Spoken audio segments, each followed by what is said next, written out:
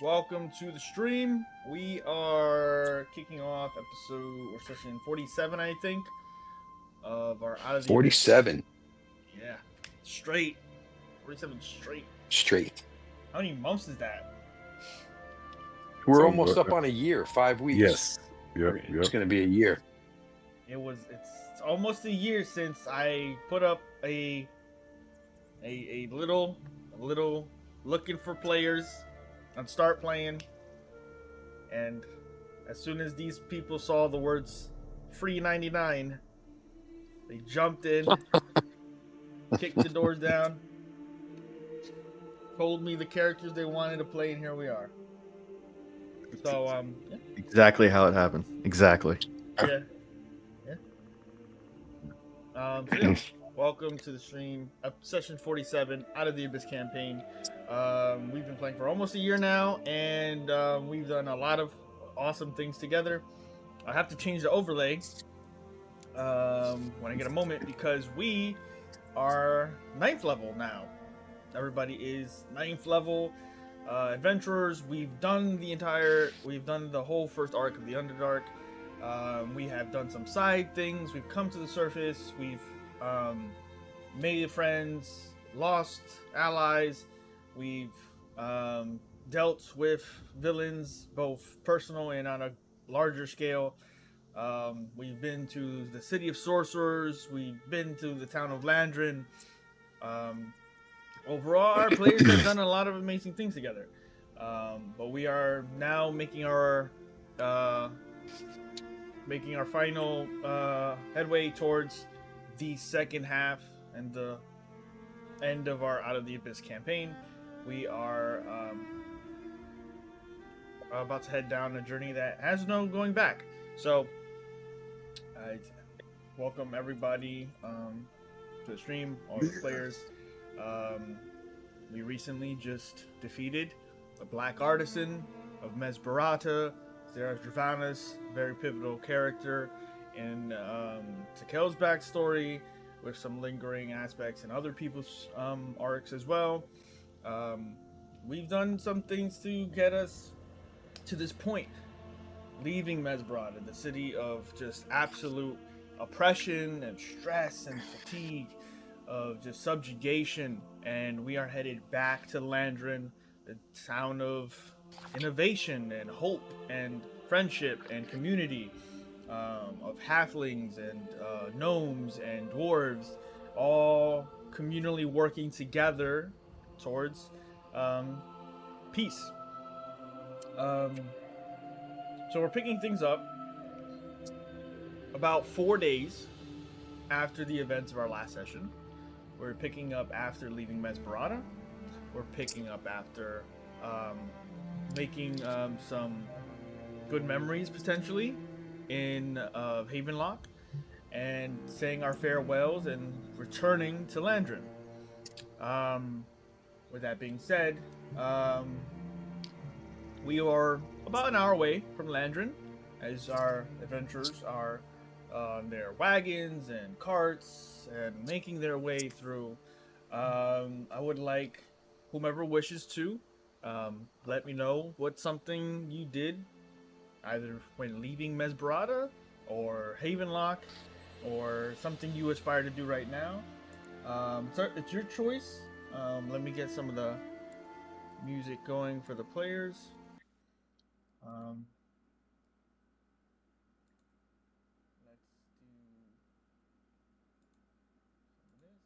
I think Tekel probably. Whenever they got to Havenlock, it tried to kind of like just. He was calmed down after what happened with Zareth, so he kind of just spent the time talking with Trixius, and just saying like, I understand what you were doing, and why you did it and all that kind of stuff, but and kind of like making amends, but also catching up, because he hasn't seen her in so long, and then just catching up with everybody else from his old village and stuff like that, and just trying to figure out what's going on, what's happening, and letting them know about us being in Landron and the people to get a hold of if they ever need us if we're not there, kind of thing. So yeah, I think that's kind of what Takel was doing. Okay. I would say that Trixius would obviously appreciate the sentiment, but would be interested in joining you and Landron. After she spends time in Havenlock, re reconnecting with all the people she's kind of left behind with her time with Zareth. I would say that in the coming days, after she reconnects with everyone, explains the situation, and potentially gets the clay golems to obey the sort of custodian of Havenlock over the next week or so, given her limited experience, but she has a comprehension of how golems work. So in about a week, she will rejoin you and your group in Landron. Okay. That being said, some of the other people are also interested in a potential union or connection, a trade. Not really interested in abandoning the work they've done here, but will probably come to visit. If not, just create that kind of network between the two. Anybody else? Okay, that sounds great. I mean, other than Ray on the travel back, would be attempting to try to lead the group a little bit as far as survival wise, just to kind of stay away from you guys a little more than normal after attacking you once again. And you seem like just each time we stop for rest, he's kind of more distant and meditating, just trying to get his shit under control. Right. Understandable. I mean, it wasn't really your fault, but it's hard to shake that. More often than not, My fault. It never is my fault. But it keeps it. It's literally like it's just trying to keep a little distance. Here to help, but trying to more be on the scout. Scout ahead, then come back and let everybody know what's going on as far as travel goes. right. But yeah, just getting the hell out of Mesberata. I didn't want to be there anymore, and yeah, other than just a little more distant than normal. On one of your venturing, scouting ahead, keeping an eye out, you do feel ever so often that feeling of when you communed with the Earth Caller, as well as when you activate the blessing. When you are in those alone times, you feel, at the very least, you are not exactly alone. You feel that there is something watching you and potentially understanding that situation. Perhaps with some more guidance, that can be something you can work towards. Sure, for sure. And overcome. Anybody else?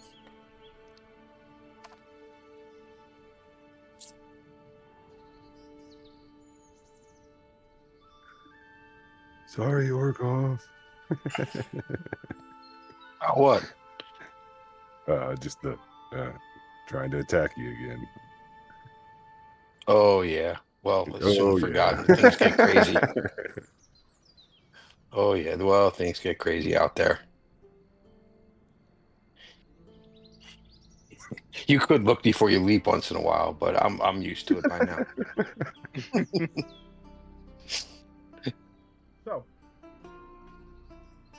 what are some other things you guys want to have accomplished in your meantime, or are looking forward to do at Landron when we get there? I wanted to go to oh god, I had it on the tip of my tongue earlier. The magic shop, Norbit's magic shop. Is it Norbit? Norms. Nordic. It's Norbit now. Nords. Nords. Nords, Nordic VPN. Norbit. Mhm. I can't remember who it was. Nordric. Begin with Norbit. I'll spell it. sorry. Nords. How you doing? Nordstrom's? Hey now.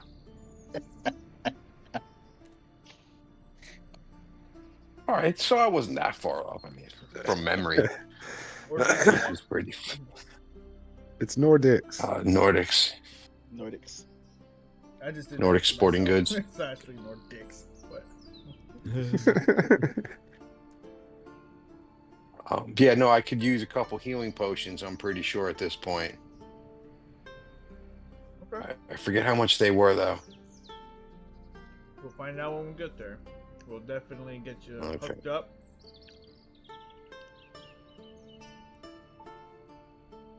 Anybody else? Your last chance for I'll probably flashbacks.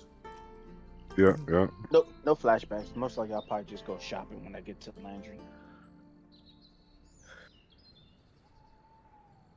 I want to do some more tinkering, messing with some stuff, making some things better. Yeah, let's get to it then. All right. So, over the next 4 days, it's relatively peaceful. You have green, lush lands. The road finally comes to a head where you can see a solid road leading towards the crowned mountain. Ever so often, you see flying shadows through the sky. They blot out some of the more peaceful sun that you're hopeful to see, you know, outside of the Underdark and outside of Mada. You see flying overhead, watchful, the Griffin Riders. And eventually, a beautiful sight behold, then to all of you, a massive mountain top with these large battlements of gold and iron and stone shimmering in the distance. And in the shadow, Landron, town of gnomes, the town of the halflings, House Yandala, Treetop, the artificery. It's bustling with all manner of the small folk, simple folk, people looking for a peaceful time, and eventually, welcome back to Landron.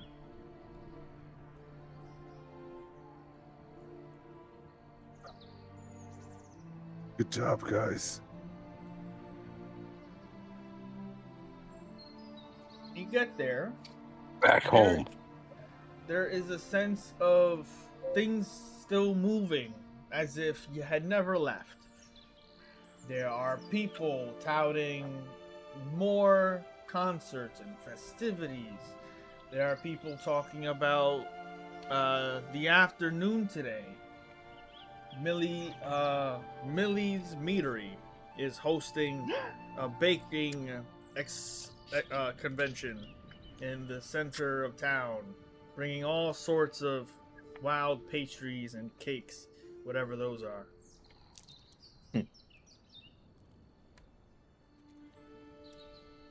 Orgoth knows what they are. As your car, It's like, oh yeah, I've had those. as your car winds in, a lot of people are happy to see you, but you're also touting some of the survivors that you rescued from the Atelier Obscura, from the clutches of Zareth. You see an assortment of people coming over to the wagons to help slow you down. You see guards keeping an eye on things, and you even see the clockwork mechanisms, the guardians, still on patrol, unadulterated by the events of what's taking place now. You see some of the priests from the temples come out, And as your carts eventually come to a standstill, people start welcoming and cheering and crying and asking hundreds of questions. Very few you have the answers to. As they start trying to bring down and help their long lost friends and family members come off the wagon.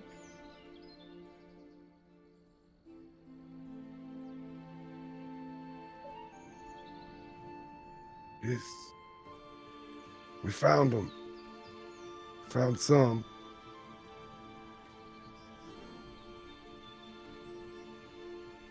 As you're explaining that, some of the people are a mixture of praising and cheering and,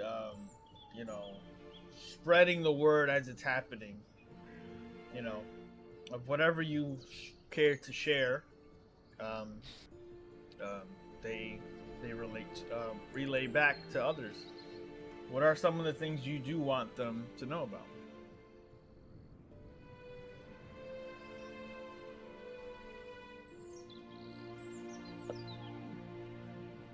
Sorry, other than I was probably more, like I said, keeping my distance. So I don't Yeah, I know. don't say too much about like the wizard guy or anything. I just, we were there, we got our friends back, and They needed to decompress. we're just The happy to be back.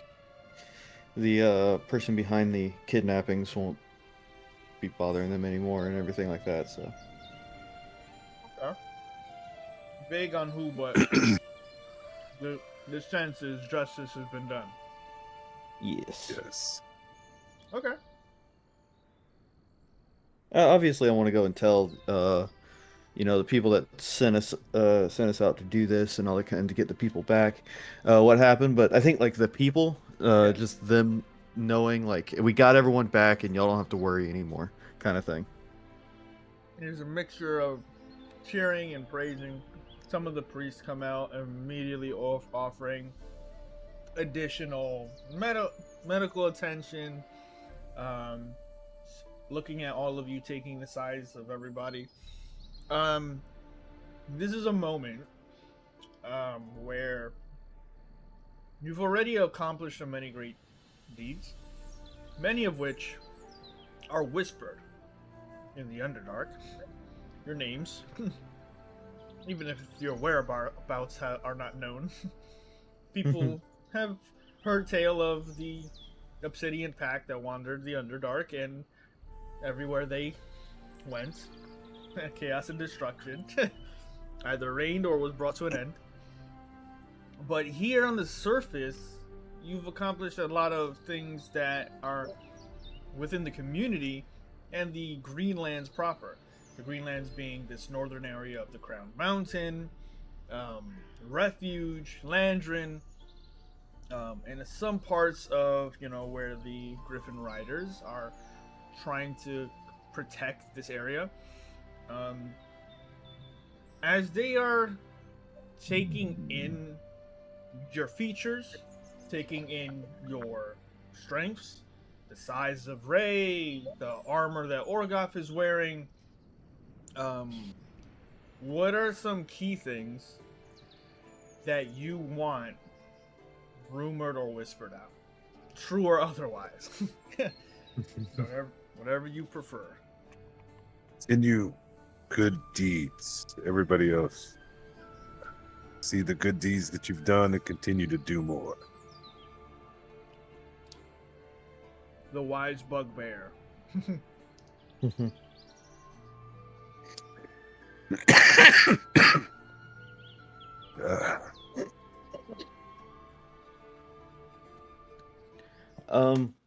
Probably I was thinking something like maybe we're we've done all we like we're doing like good here in Landron and we're protecting this place. Okay. Landron is your home, your hub, your base, and you have every intention of keeping the people in it safe. Absolutely. Orgot still got the house in the back of his mind. He's like, I'm gonna go talk to somebody about getting a house here some point. Like get As myself a far as, farmhouse. telling the stories to like the Fighters Guild, it would be like, tell them about fighting the demons in the Underdark and escaping the drow, of course, would be the things that he would be talking about. But as Now you far can as tell about battling a wizard. yeah. Well, like I said, I might not be as much bragging about the wizard at the moment. I'm working on things, but everything else up to that point, I probably have been. And other than that, I'm just going pass on good deeds. As you're More to eventually- come. as you all start splitting off to your own things, right? You make it to the Fighters Guild. You see that it's come to a return to a very heavily active establishment, more active than you've seen it before. You see Tam is no longer sitting in his chair, but actively reading off contracts, actively looking to participate and make sure that the surrounding area of not just Landron, but the Greenlands themselves are more secure, more proactively defended, trying to prevent what happened most likely with his sister, Kaylin, from happening again. Hey Tab, it looks like it's a busy haul today. We got plenty of fighters. Everybody's looking to get out there and keeping Landron safe, huh? Yes, we have to start being more active. I've taken for granted my retirement, and I have no intention of wasting any more time. I hear See you've some already new done recruits. Yes, saw some of them. Good Some job. great. Hey, numbers help. Mada has got one less evil in the city. Tower over there seems to be quite a bit powerful, though. We're gonna hope to keep things locally protected for now. Mesmerata's of no concern to me. As long as they keep their nose out of our borders, they can do whatever the hell please. Hi. Sounds good. Sounds good. I might be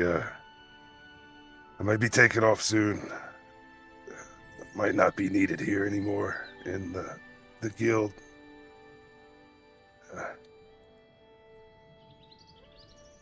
Looks like I got other work to do. And yeah, I'll probably head on out. Big salute, go. You're heading out. See all the different Just out. people. You see Gotcha. a blue dragonborn.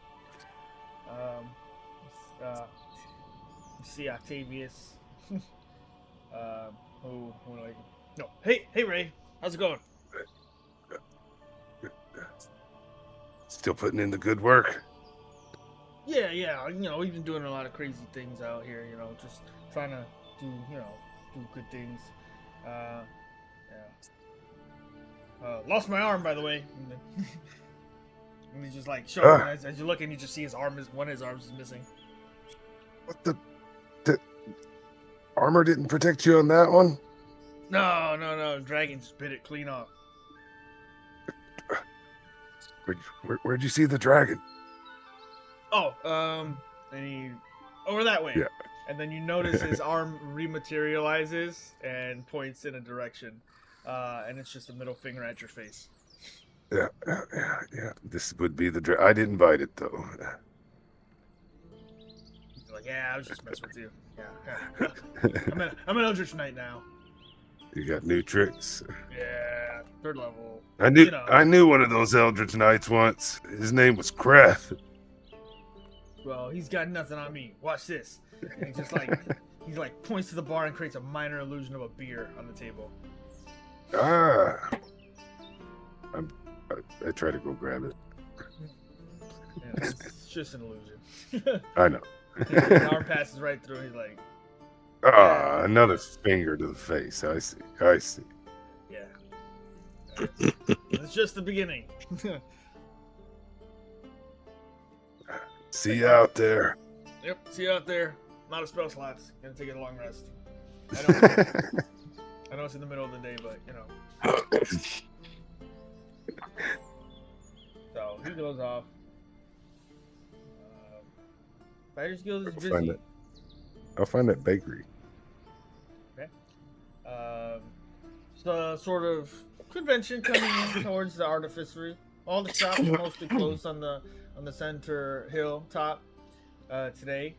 You see what's going to be a collection of a lot of different grandmothers and family members and dwarves and everyone pushing and peddling all manner of different foods, drinks, just preparing for whatever this kind of showcase event's gonna be. Eventually, you see what looks to be an entire cart and wagon of all of these sealed white packages with blue ribbons on them, making their way to the fountain, where all of these tables are being put together. Nice. Does it look like they need any help? Potentially, it's up to you. If you want to help unload some carts or anything, you can certainly try. Yeah. Have we kind of already made it back to the inn and settled our stuff in and all that? I mean, we're not like fresh off the cart at this point, right? Coming Kind of back. fresh off the cart, but it's up to you whether you wanted to check back in or go anywhere. Your time is yours.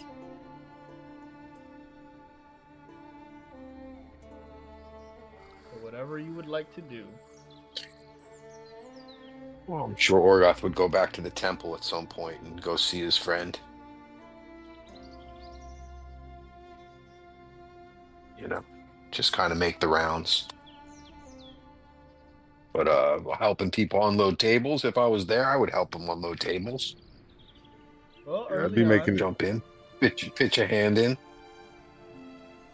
Well, early on, the temples that you normally jump towards they know the name Orgoth. Paladin of the Silver Flame that has been working his way through the community, now pushing himself on a even higher pedestal. All of them appreciate your efforts, whether you were modest or not. Everyone knows about your brute. They appreciate it. You even see Grandma Littlefoot, who is very happy to see you. She's very happy to not only see you alive and well, but that there was a safe return for some more of the missing halflings. I would be a little more open with her and give her a little more details, but I would tell her, between us, Okay. just to give her the inside scoop. But I wouldn't go bragging, that's for sure. Right. Well, she would have a more brief conversation with you, more personal, rather than not brief, more intimate conversation about those events if you took the time. She would very openly ask, so were there any others that you've found in that time down there, or were these the only ones you could you found in beneath the workshop? These were the only wee folk that we came across at all. If there's anybody else missing, I don't know that there was that their fate is not sealed. But be happy that I was very happy that we found these few in the cages. Well, thank you very much for this. It means a lot to all of us. I know some of the younger folk are going to be happy to be at home with their parents, and the adults will be happy to finally see their children again. So, Well, I'd like to think of them as my people as well as yours at this point. of course, So I'm happy that they're home. we're happy that you're home now. So, enjoy the festivities. I'm always around here if you want to have a conversation. Yeah, of course. I'll be back. He heads I would off. probably wander off and go find Ray. He sits on the steps and watches everything getting put together for another fine day in Landron. You head off and make your way up and see all manners of people setting up their novelty shops and all that stuff. So, Making my way to that inner circle spot, so I'll look for the person struggling the most, and then help them there, and then I'll probably break off and go shopping myself. okay. You see what looks to be a couple, what look like kobolds trying to keep up this crate, and as you offer some assistance, Just big pick both heavy, pick up heavy both hand. the kobolds So you pick up and both. their stuff. Gotcha. As you pick it up, a big shadow looms even over you as a dark-skinned man with a heavy beard, somewhat kempt, somewhat raggedy at times, with a big smile on his face, and says, "Thank you for the assistance. I appreciate that. I will try not to manhandle them. They're people too." Yeah, most kobolds I know like to go fast, and then I try to zoom. Yeah, Yeah. Yeah. Well. Yeah. As long as they're fine with it, and he just starts talking kobold to them. He goes, "Well, appreciate the assistance. I haven't seen you around these parts, but I think I've heard of you. Ray, Ray. Ray. Yep, I heard about Your that. name? Oh, my name's Millie. Hey, Billy. I like kobolds. Never mind. And you want me to put them down here? Oh yeah, anywhere's fine, as long as they're cool." And he starts talking back to them in kobold and seeing everything's good. But yeah. Oh, prepare yourself. You look like you can drink a lot of people under the table, but this is kind of an eatery convention going on today. So if you got some time, we'd like to see you at the Great Cake Off. Kick off. So with that, Millie starts lumbering around and coordinating his kobolds around, getting everything set up for the day. Anything anyone else doing in particular? I do want to head to the magic shop. Take it to the magic shop. Let's Okay. go.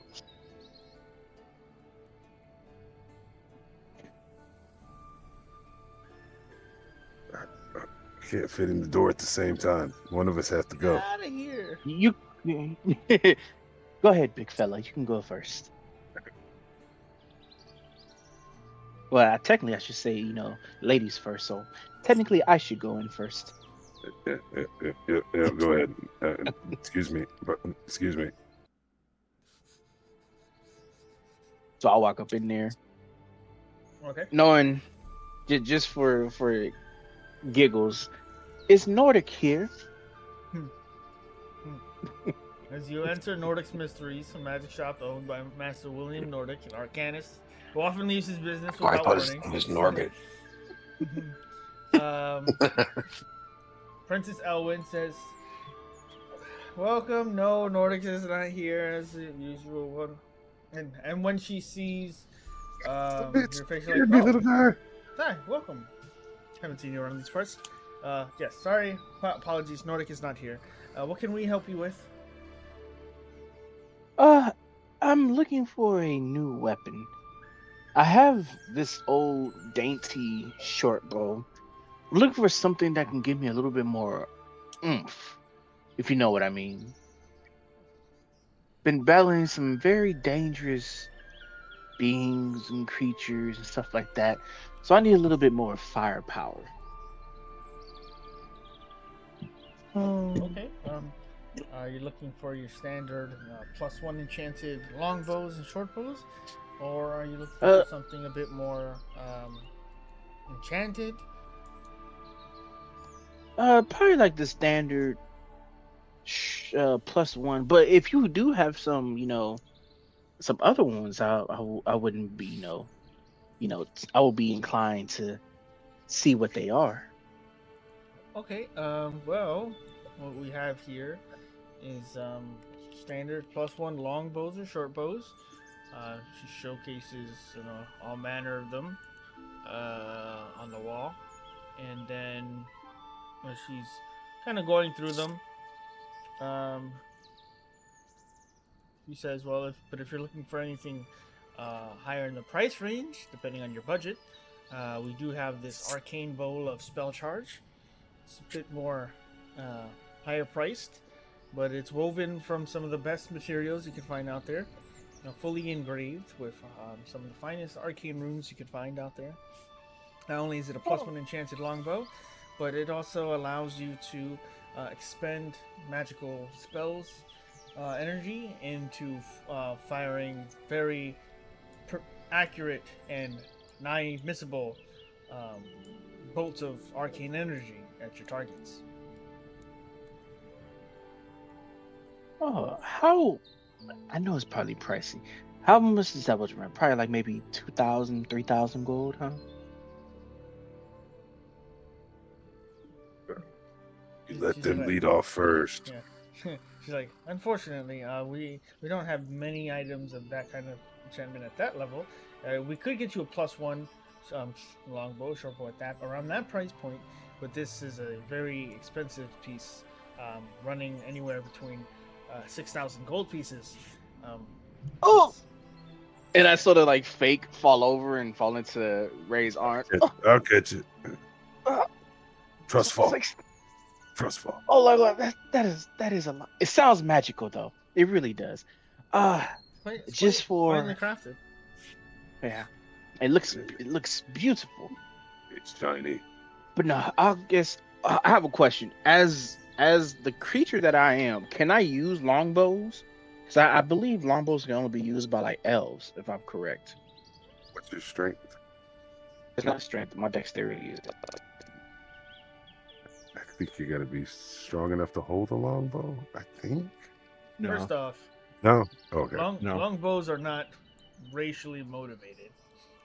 no. Laugh. I think they work the same for anyone based on if you can actually use it. I don't know where this Okay, how much? came from, but yes.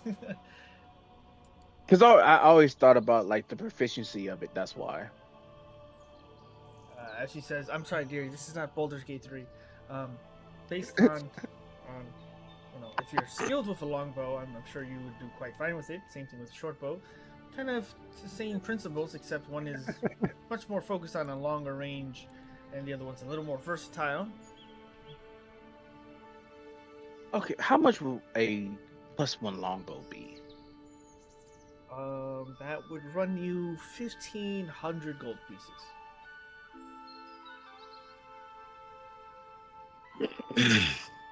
Hmm. Let me see. Do I have something I could? Not really anything I could sell. Still a little bit out my price range. Thank you. Okay, what about a +1 short bow? That would run you about 1,000 gold pieces. Would you take 800 gold pieces I don't know, would I? for an old dearie like myself? Come on, Bard! It's your fucking chance! Bard me, I know. motherfucker! Bard Yeah, me! yeah, I actually step up and go. We've I'm trying, actually like Loki. I'm trying to think of like exactly the same. Bard me, I was motherfucker! kind of waiting for Bard me! something there. I'll try to give him Bard advantage me. by walking up really big behind him, put my arm around his shoulder, arm I around her mean, shoulder. okay, I think I got it. I got it. All right. Oh, I push me mean, away. Push me away. All yeah. right. I stand back. I got this. Like you see, like the meme of the two groundhogs. I push him back.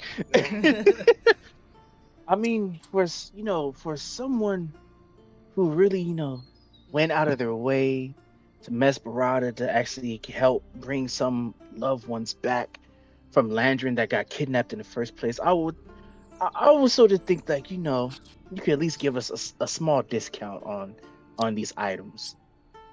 I mean, that son of a bitch sorcerer was one tough cookie. I tell you that. I just need just a little, if you would be so kind, just a small little discount for the help that I sort of brought to Landry. Oh, I hated saying that. Oh my god.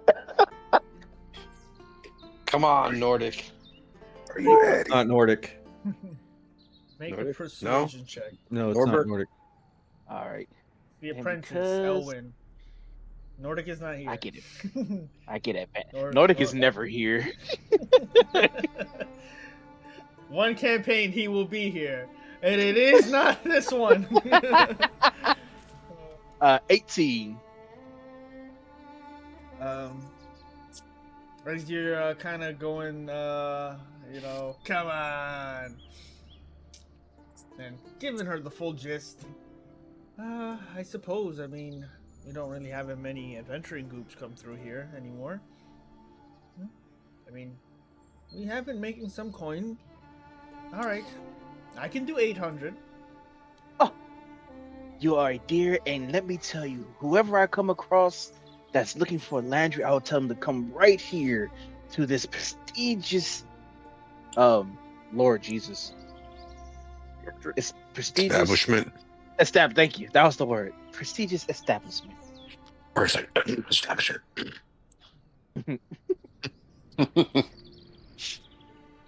Well, we appreciate that. Let me go get that bow for you. Thank you, dear. Hey, Margot. Do you have any of those fancy arrows left? Are you I Addy? still have. Yes, I am Addy. Yes. Can you tell me how to talk to her to make it cheaper when I buy stuff? Oh, sure, Daddy. What you want to do is, she is a woman, correct? Yes. Okay. That I can't assume. She's a half elf. She's got this gonna- kind of light brown to almost blonde hair. Her name is Elwin, and she runs Nordics for the past forever. Almost. Okay, so what you want to do, Ray, when you do talk to her, you're sort of big and fluffy. Don't be intimidated. That's going to scare her. You want to use words of flattery, more like, please, thank you. Also, it's like, wow, you look real beautiful today. Stuff like that. Because if you flatter somebody and try to haggle with them, they may give you a price. But then also too, you can also, like what I sort of did, guilt trip them into bringing the price down. Oh, but I hate that so much. But say, because I did help some loved ones come back, from being kidnapped. It was just, if you can do me this favor, what could you do on this price? Or if you just have a counter offer, you never want to go too low because these are working people, Yeah. All right. You Nice got this, bow. Ray. You got this. She returns with the bow. And what in what I'll do is I'll give him a bardic inspiration. hand. Okay. You have a point of inspiration. I'm thinking maybe Yeah, three but- potions of healing for 125. Can we do that? Potentially. That's high rate robbery. Thinking of something else at the moment, but I am getting Wait, I a thought healing there were potion. 50 gold pieces each. I think buy 2 get 1 half off. Come on, that's not terrible. Up to you. As she returns with the bow For in hand, Landron's saviors. what are you trying to ask her? I'm Me, just yeah. trying to get some healing potions, and I know Ray is as well. Sure. As Ray. I believe that's what you're there for. Yes. Okay. Potions That's for fine. sure. So she returns with the longbow in hand, gives it to Addie. Oh no, short bow, sir. Short Sure. bow. Okay. And she puts back the longbow. Comes back an hour later. Whoa, wait.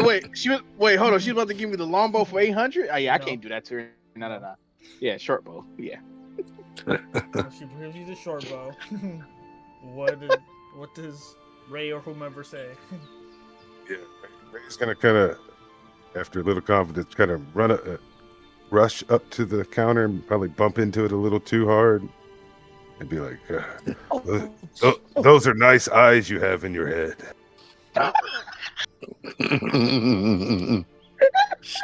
I'm looking to buy some potions. Or got stand next to him, nodding. Yeah.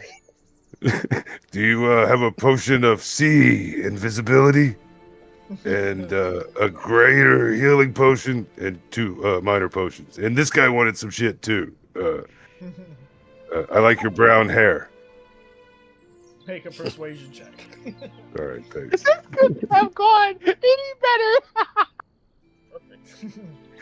Perfect. What?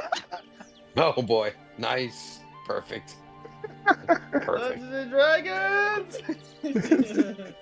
Perfect. Hopefully, I didn't break the glass shelf.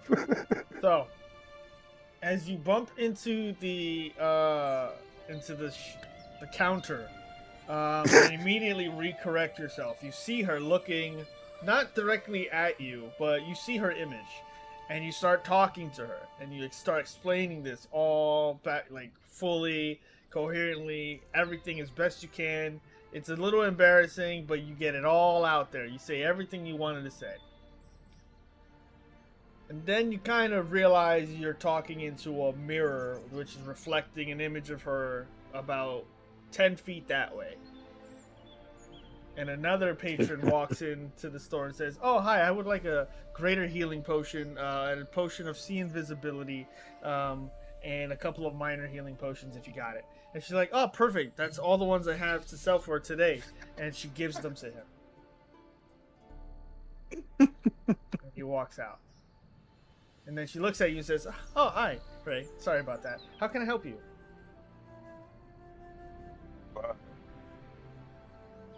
Be back tomorrow. I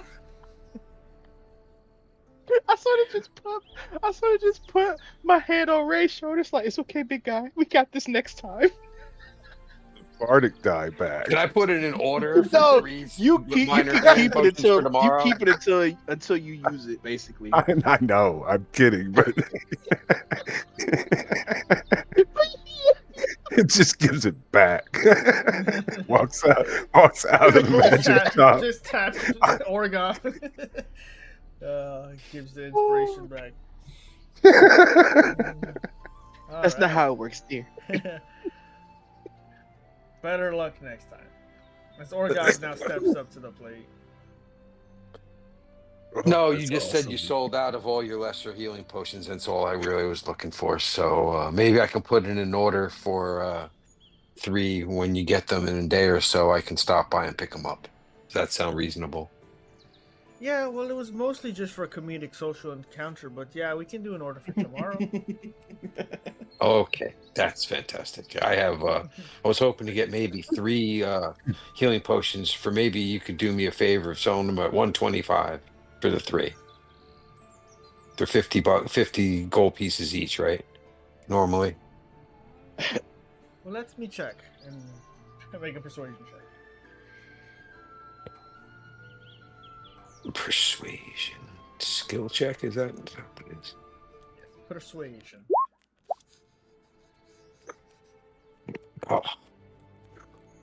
Too bad it's not with advantage somehow. If only there was a bard in your party. I As you try to give her the gist of it, she says, well, I can't do them that cheaply at the moment, but tell you what, I'll do them for that It's price. okay. But the next time you come in, why don't you just bring in some repeating customers?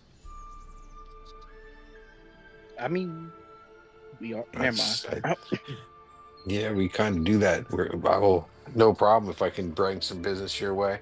Yeah, well, It's not a problem. Maybe next time you can have the bugbear guy come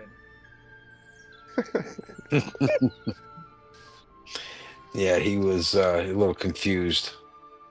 He gets that way sometimes. Oh, it's fine. But, he's always give him welcome another chance and work with him. Work with him. He's one of the good guys. He's a good egg. and some We'll be back. are We'll barbarians. stop back tomorrow. See if you can find a potion of what the potions he was looking for, We can get on that. and maybe you can come back tomorrow. Or if you have him now, then that's great too. He can come back in. Always gonna be people's gonna be disappearing on me. I'm never gonna see them and just walking out. Wait, Ray. No. Come on back, dude. Come on. Yeah, come on, Ray. There's cupcakes outside. Okay, Ray. She's This gonna is take care of you. this is what you gotta do. All you gotta do, just go up to her, ask her if you can place an order for see invisibility. Just ask her that. She's not over there. Turn your head this way, Ray. The counter's over here. Yeah, It's to right the there. actual person. To the actual person. To the actual person. Can I get a see invisibility on order? I'm tired of not seeing people who poof out of my range. And some healing potions, please. Ma'am. Persuasion check. Just cuss. Just cuss. Yeah, no. I just want to see. You use. I would say use the As- parting information. It As may bla- help. Yeah, I'll use it. Is it a D8 now? Are you a D8? It's a D8, yeah. I'm about as bland as I can be about it. Don't worry. The cool part is you still get to keep it, because if it doesn't succeed, you get to keep it until you basically succeed. It's a basic ask. Oh, that's it's not pretty a cool. high DC. Yeah. You're not trying to ask for her undergarments or anything. Like you ask for I was tomorrow. leaning and fluttering my eyes at the mirror, but this time I just walked She says, "That's fine. We can get that done. We've been getting a lot of enchantment assistance from the artificery, so we should be able to get that done pretty much, tomorrow. Are there any other potions you're looking for?" See and heal. See and heal. Okay. Can do. You can pick them up tomorrow, mid-afternoon or a little after we open. Thank you, madame. And try to walk out with a bow, but I bow as I walk out. Make your way out. You bow. Orgoth, you can mark your potions. Okay, cool. And 125 or 150? 125. Okay, awesome. With that, Takel, what are you up to? Okay. You said Trixie's was joining us later, or did she join us on the ride? In a few days, she'll be Okay. on it. In about a week. Okay. So I think I want to head over to the artificery, and I wanted to say hi to try to catch up with Griblix for a little bit, and then go and talk to what's his name? I have it right here somewhere. Dub. I just had it.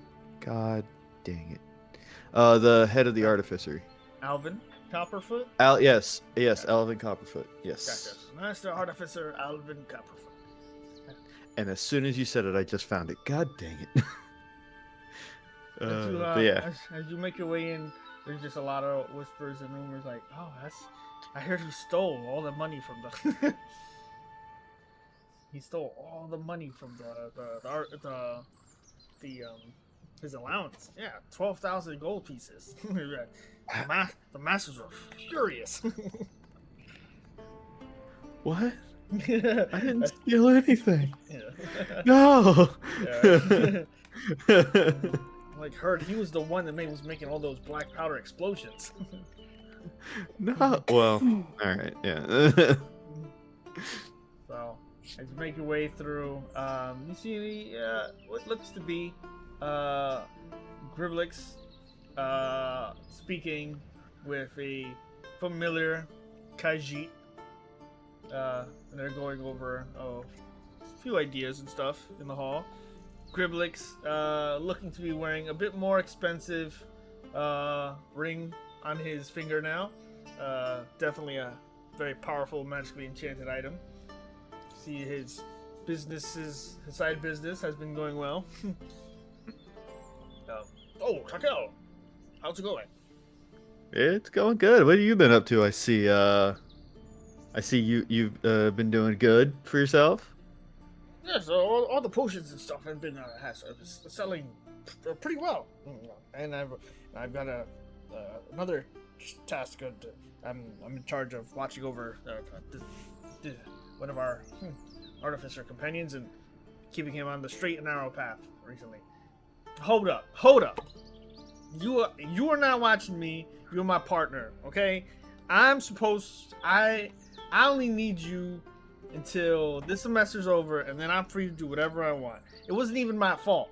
There's just too stuffy down there, and there's not enough. I just need more room. I need more ventilation in the workshops. That's the problem. Those poison fumes were totally not my fault. And I look at him and I look at Griblix and I'm like, yeah, good luck. Oh yeah. Anyway. Yeah, good. Yeah. So you're well. Yeah, doing good. Just got back. Just got back from our adventure. Special. I bet you used one of my super powerful rare potions I gave you, in a very dangerous and pivotal moment in the battle. Yep, did that. Definitely did that. Yep. Sure. Speaking of, I was actually kind of curious about more of those. Oh, okay. In particular, anything you're looking for? I was just curious if you had more of those potions of cure wounds. Those are nice. Those are great. So flying off the shelf, actually. Right this way. And he get to what looks to be a cordoned off yellow tape CSI Miami bottom floor.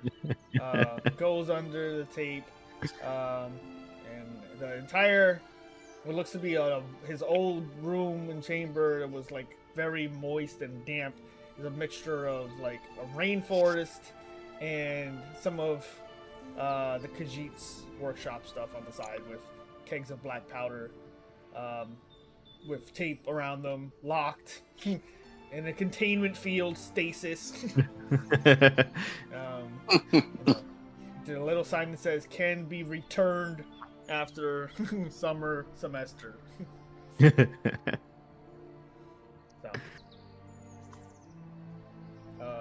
He goes through the stuff and he gives you one bottle of his cure wounds potion, just the basic one. But he says, I'm working on a few more stronger variants at the time, but also working on a whole line of mage armors. It's very, very interesting concept. Actually, quite have a potential buyer for an entire assortment of them in the Crown Mountain. So, interesting. Yes, things are booming. Check out this ring. I see. It looks really cool. Yeah. What does it do? It's a ring of fireballs. It allows me to cast a ball of fire. You know, No, well, yeah, certain amount of times, and he like points to the corner of all the black powder, like this. Oh God, no! No, Oh God, no! No! No! Oh God, no! no, I'm not that stupid. Oh. Unlike somebody I know. And we both look at the Khajiit. I didn't blow nobody up. He blew himself up. I must have missed some stuff. You'll have to fill me in later, and I'll fill you in with what I was doing. Of course. Well, we'll probably meet at the festivities in an hour or so. I'm very interested in seeing if I can eat my fill. Let's just say I have a secret weapon. Oh, definitely. We can definitely meet at the festivities later. Eventually, leave Kavir and Griblix and make your way up to the top floor to meet Master Alvin Copperfoot, who, as you knock on the door, moment passes. Come in, come in. Hey, I'm back. We came back. We're back. We brought the prisoners back. Or the people that were taken. I would hope so. After I specifically asked you not to break the bank, and you sort of took the whole bank.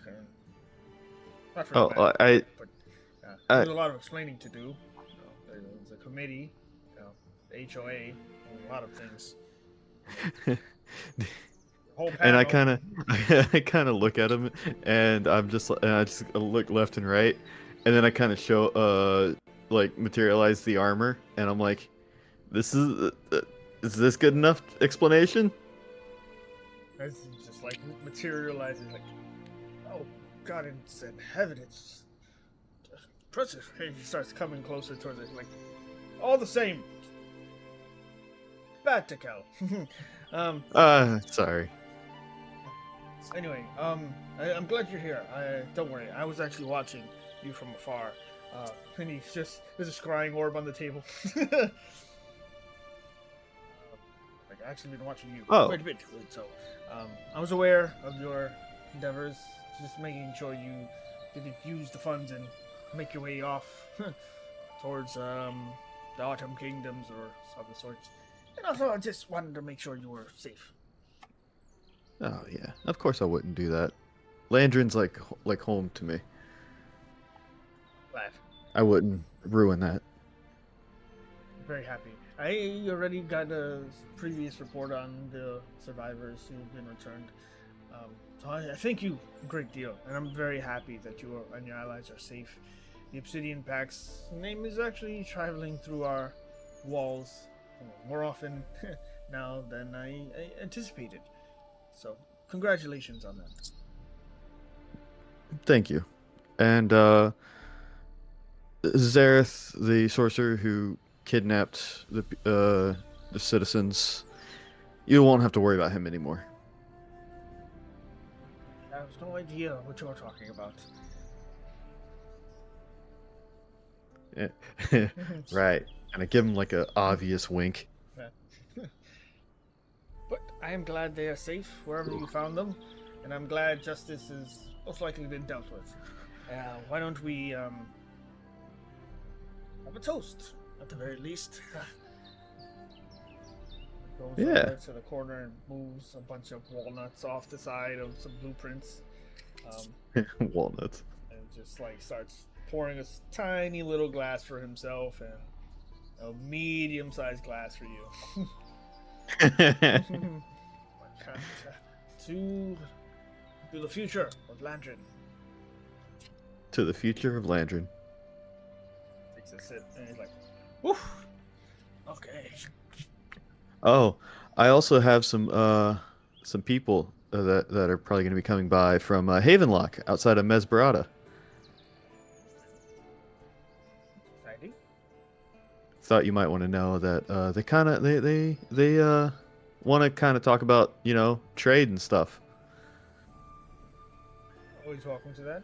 You'd always have a surplus of equipment or, constructions, and the lumber hills are coming in every day with more and more, not just wood, but resources and minerals, and we've actually been thinking of expanding a little bit.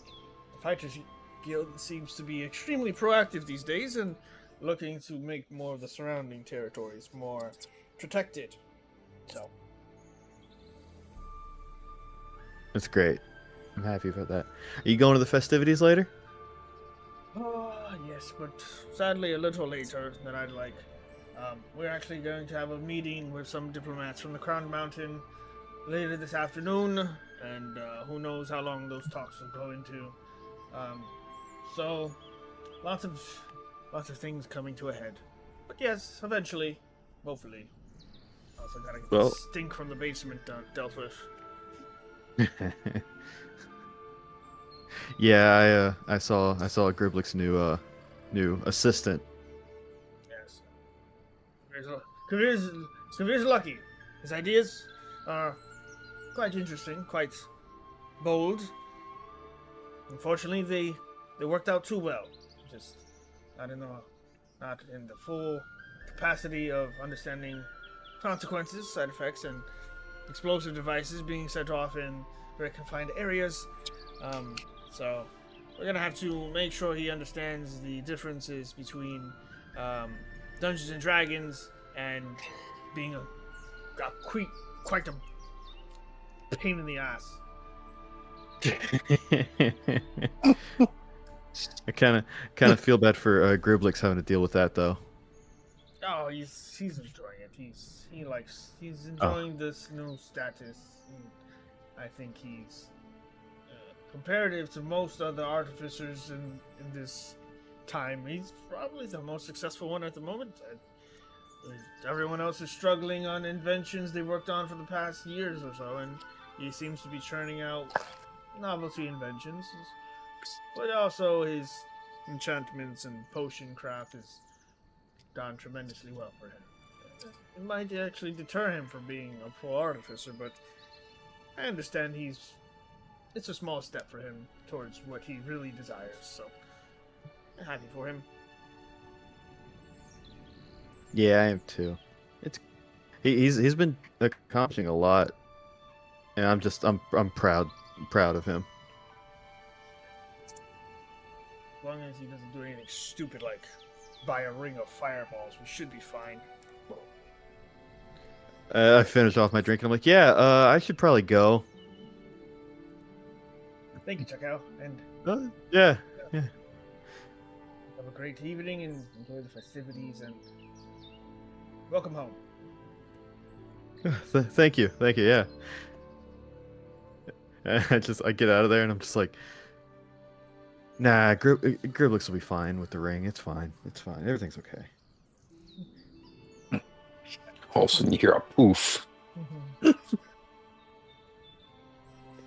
Entire artifice. But just make a dexterity saving throw. Yeah.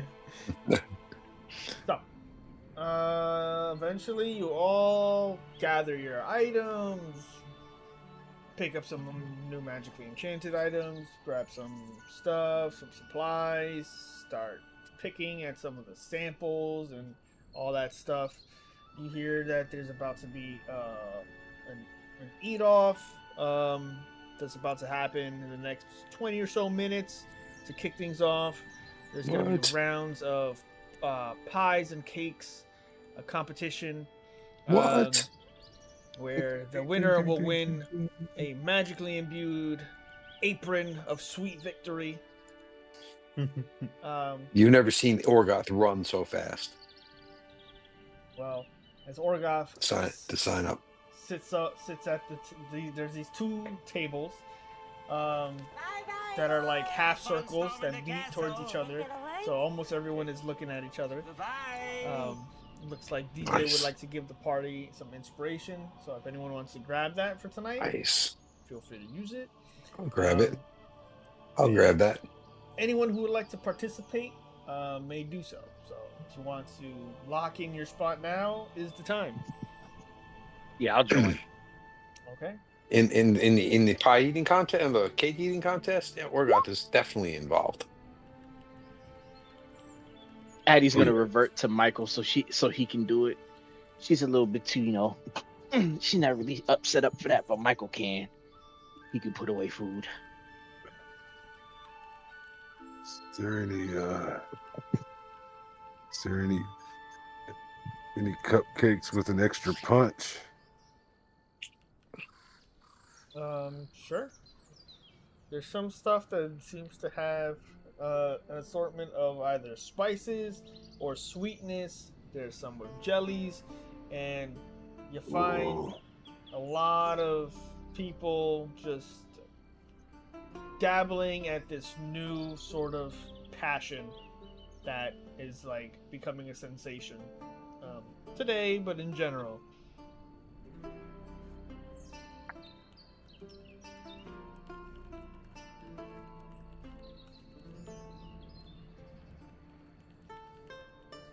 So we have 2 people for this competition, right? Yeah, I'm not doing it.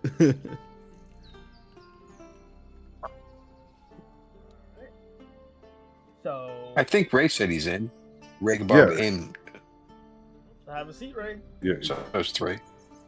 Okay, so the 3 of you sit and you see what look to be all manner of different people. You see a couple dwarves just nonchalantly pulling the chairs out, unafraid of a cake eating contest. You see what look to be some gnomes and halflings, and one child participates. I rushed for the last chair and sat down with a big mug of ale in front of me. Okay. You sit down and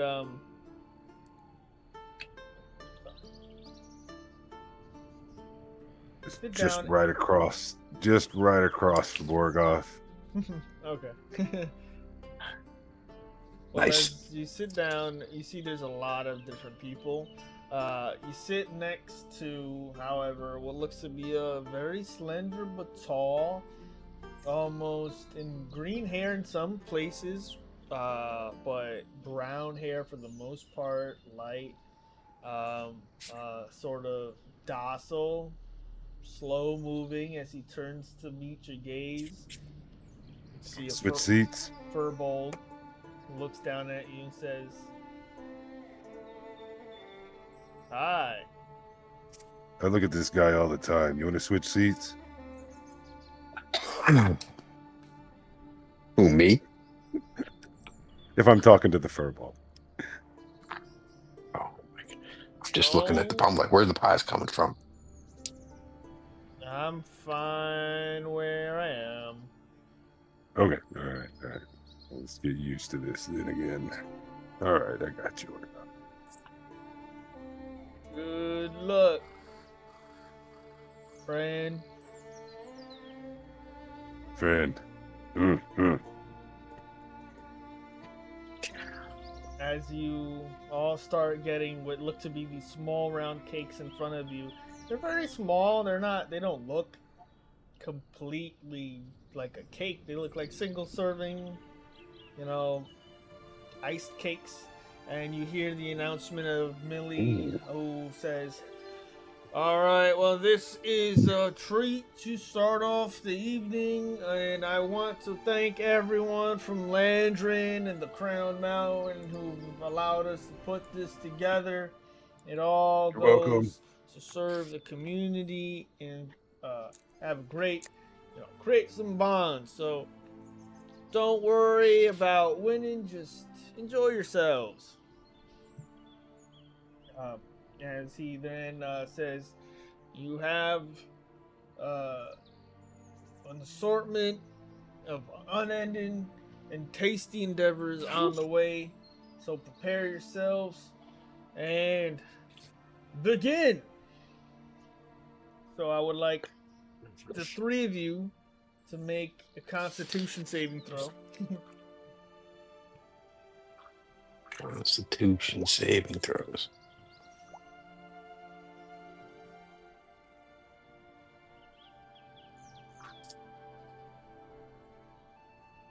So, as you all start tasting, and it's delicious. It's a nice, good coated frosting of vanilla, and it just very fluffy on the inside. You all down it very easily, as it is soon replaced by another single serving by some kobolds behind you. And another one, as everyone starts tasting, like, oh, these are absolutely delicious. These taste. They're the best cakes I've ever tasted, and it's just like going through. It's weird. You can only get this at Millie's Meadery? No, it's crazy that you say that. You can get them now here in Landron at some of your local favorite taverns. The plug. That's awesome. Orgoth's very excited. He goes, where exactly? Because these are good. I like these. He's like, well, fortunately for you all, you can have a second serving and continue. So I'd like you all to make another round of Constitution saving throws. The advertisers found their perfect I feel like I audience. should have an Audience for some real. reason. I don't know why. Good. On a cupcake eating contest. Where's my Constitution? Oh, hold on. Entenmann's, I got a spot for you right there. Oh, okay, 14. As you guys down another piece of this delicious, just white frosted thick. It just a little crunch to it, but then it just starts to melt, and it's tasty and warm, and the furbolg. Orgoth is licking fingers. He's everything. He's like, oh, this is good. I mean, there's almost too small at that point. You're like, all right, this is gonna take forever if we're only getting them one at a time, and Orgoth in your brain, like it just like you need to ask, where can I get more of these? Yeah, but keep bringing them, there, guy. Keep bringing them over. I thought this contest was gonna be you were just gonna feed me until I couldn't eat anymore. Well, that's the thing. Now, in the town of Landron, you can eat your content. You can find any number of Millie's tasty treats at your local taverns just right here. As a more cake, now 2 cakes appear in front of you. For a simple price, if you buy 1 soft cake, you get a second one at half the price. And you can feel free to tell all these lovely people how delicious they are. Why don't you guys continue with the competition? So go ahead and make it. They are so delicious. This company's gonna make millions of gold from Morgoth. They're gonna make millions of gold from Morgoth. We're not in the gold business. We're in the platinum business. As Orgoth start. Do I need to use my inspiration? It's up to you. It's up to you. I don't know what's the downside. Well, I'm not out of the competition. As you eat the 2 cakes and down it, Ray, very easily you're scarfing them down. Maddie, it's not really that hard, or if Michael's doing it, it's not hard for either of them. But Orgoth, as you start eating the second cake, you start becoming overwhelmed with this sensation to ask open-ended questions that only Millie could answer about his tasty treats and where to find them. For some reason, you just blurt out of nowhere, I'm a paladin of the Silver Flame, and these are my favorite cakes in Landron. Just randomly. Yeah. I could see myself. I could see myself kind of sort of saying that, other than the whole paladin thing. I'd be like, these are my favorite cakes in Landron for sure. My name is Orgoth, and I endorse these cakes. Yeah, it just comes over you. You don't even know why you said that. I smile with the cake next to my face. I'm like, yeah, these Orgoth approved. Okay.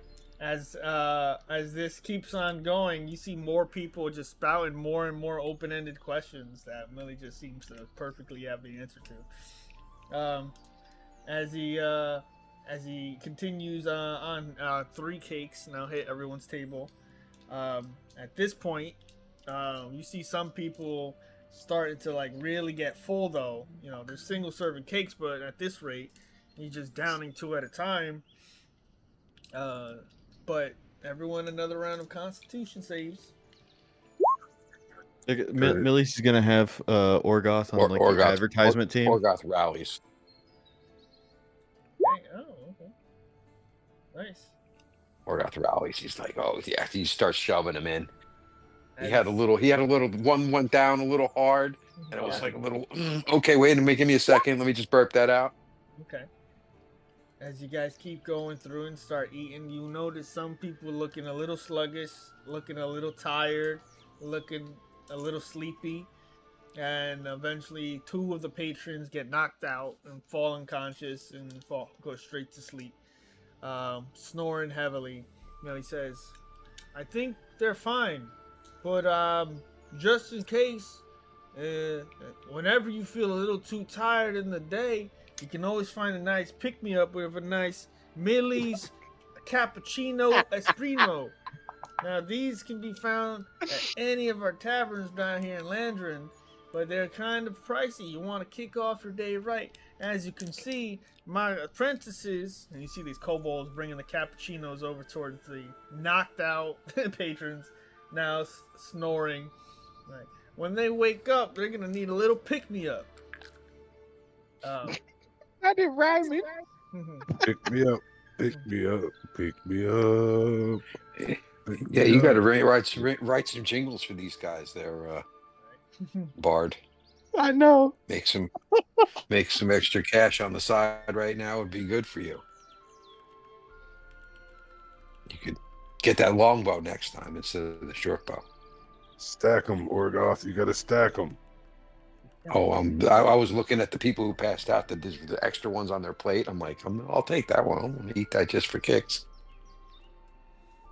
So as you continue going, you guys feel like you're doing well, but you are kind of getting full. But at the same time, you could eat some more. They're not that big until 3 cakes hit the table.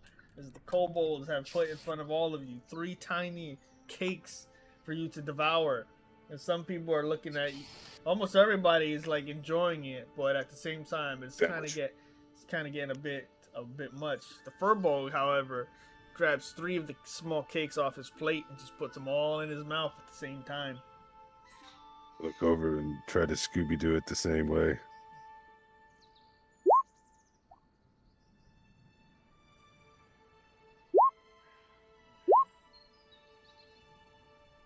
I'm going to use my inspiration on that. Using an inspiration for an eating contest. Absolutely. Hours through. Oh man! Either that or I'll forget to use it completely. Looks like we've got a competition brewing here.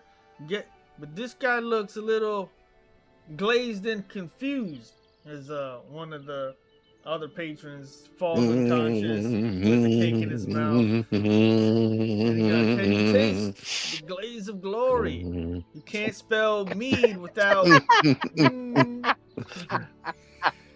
Cake off, cake off, The cake off. glaze of glory.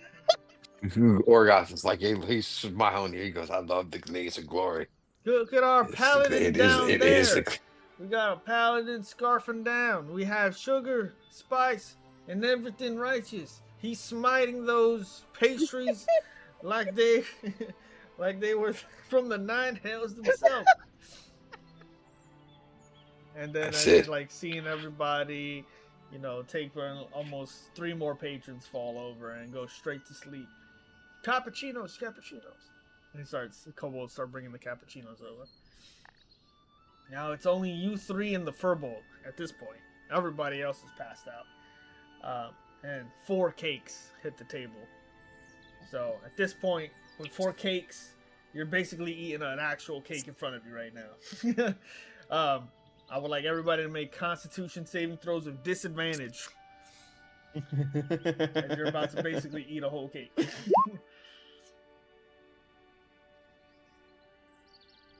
No, I don't feel like I should be at disadvantage. I could argue against that disadvantage, but here's my Constitution saving throw. I don't think he's had enough, but let's see. How many hit Oh, points do you now have, you're Addy? now you're okay with disadvantage. It's all right. It's Evidently, it worked out. good. Good. Addy, how many hit points do you have? I have 81.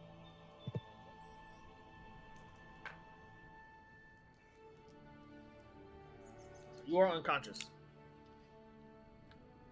Oh shit! Wow. Dang. Hattie passed out the I cakes. wasn't even done rolling. Michael. Yep, you're definitely out. You are under the effects of the sleep spell. Ugh. You are just knocked out. Cappuccino Face down in the desserts. Yeah, as Yeah. Michael's face smashes into the third cake, a cappuccino is slowly pushed towards his nostril. He'll be fine after. Let's see. After 5 rounds. Mhm. Okay. It's a lot of cakes. Orgoth, Ray, and the Furbolg. He's just chewing slowly next to you. These are pretty good. Not gonna lie. As eventually Millie continues, roll for initiative and indigestion. Who will rise to the occasion, or who will flan flat? But he got any buttermilk? Orgoth pulls out his secret weapon, an ice cold cup of milk. Yeah, I was just like, Yeah, puts it in front of him. I didn't know if that was cheating or not, but Been he's like, holding I'm it thirsty. since level 1. Ice cold cup of milk. His one magic item to start the campaign with. A cup that always has milk in it. Ice cold milk. Ice cold milk. Keeps one d4 cups of cold milk in it at dawn.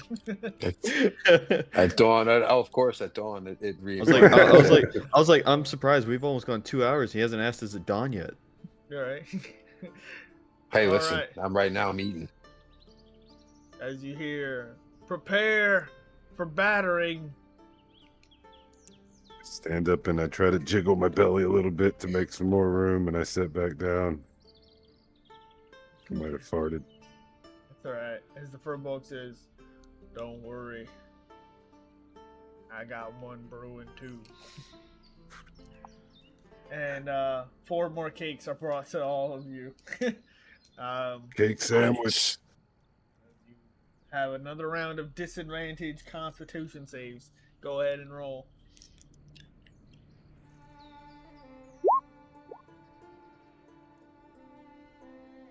Damn. And see if Mr. Furbolg's got it. Scooter. No, it doesn't look good. Doesn't look good. Scooby doing them. Oh shit, that's a natural 20. Oh shit. As Ray, you grab all 4 cakes, put them together, and start just devouring them and just putting them into one place, your own bag of holding. As you just start devouring them. Orgoth, it's actually getting a bit too much.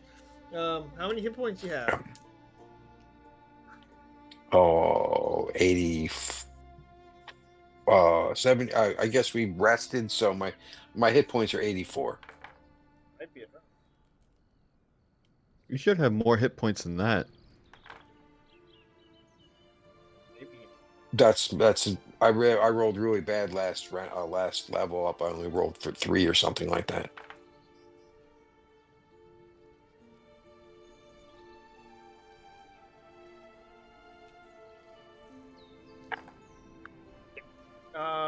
Orgoth goes and eats all 4 cakes, and then smites the table with his face. He goes unconscious. Yep. With that, yeah, every cake is a sleep spell. Millie's is awesome. I thought. They're all delayed. You thought what? Nothing. It's just still confused on how I have more hit points than him. Well, you took a feat. You got that? You took the feet. Yeah. Yeah, but still, I thought you were in like the 90s. That was my fault. All right. Potentially. I might have forgotten to add those extra hit points once or twice with that odd level up thing, but I'm like, whatever. Right, he's got an AC of like 27. He's fine. As we go Yeah. to the next round, the Millie says, "Run out of cakes, god damn it." Sugar rush or sugar crush? You decide tonight. You want to arm wrestle, Furbog? Unfortunately, the old mother gifted me with a different set of abilities. Let's eat cake then. Eat cake. As it's just you and him now. And beholden to both of you, a massive full cake emerges, twice the size of all the other cakes put together. You will not be able to bite this down in one bite. You will have to Matilda this behemoth of a cake. I need you to make. You're gonna make this with supreme disadvantage, Ray. You're gonna roll 3 times and take the lowest. So is he. I think that's going to be the lowest. Shit. 12. That's not bad, 12 though, for being the lowest. That's a 12. So I just stuff my face into it and then take one big bite and then I grab it with a claw and I try to dunk it in my ale and take another bite and then I dunk it in the ale and try to take another bite until it's gone. Okay. As you try to Nathan this competition, That is so gross when they dump it in the water. That's just nasty. as you're just at this point a mixture of just like pleasure and just horror at yourself as you're just trying to do this. The Furbolg himself doesn't seem at all bothered by any of this. He looks just decent, docile, happy to be here. As he takes a bite, what's your max hit points? 128. Damn. Pull a calculator out for this one now.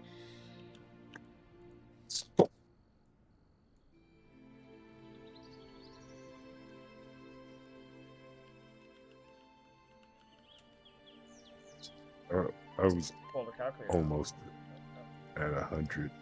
Like I was at 99 before this one.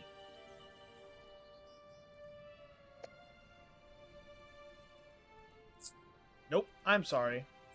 Not even close. As you look at him struggling to get down this last bite, you don't even notice it, but when you fall unconscious, the rest of the crowd notices, so does the Furbolg, as both of them slam their heads into the cake. As everybody looks around like, who won? I think they both. Do we count how much cake they both ate? Millie goes, we have a tie! Congratulations, everybody! Let's celebrate these 2 fine warriors. Cappuccinos. Kobolds start bringing out the cappuccinos to each one. Everybody who is passed out eventually slowly wakes up about a minute and a half later.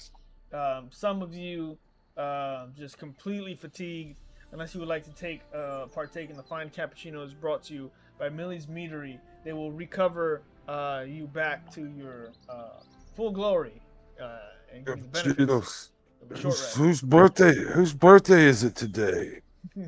With all this cake.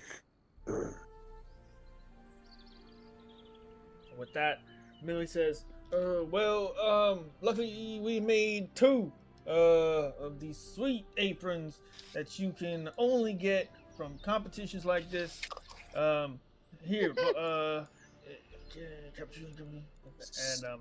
you now have a Dude, Sweet. Dude. What's yours say? It says, as you look at it, hold on. Where is it? As you have this apron of sweet victory that says trademark Millie's Middery on the bottom, it gives you advantage on cooking and brewing checks, and smells faintly of vanilla and courage. Or else I wish I had that. Does not require Maybe you. next Very time. upset he didn't win. Maybe next time.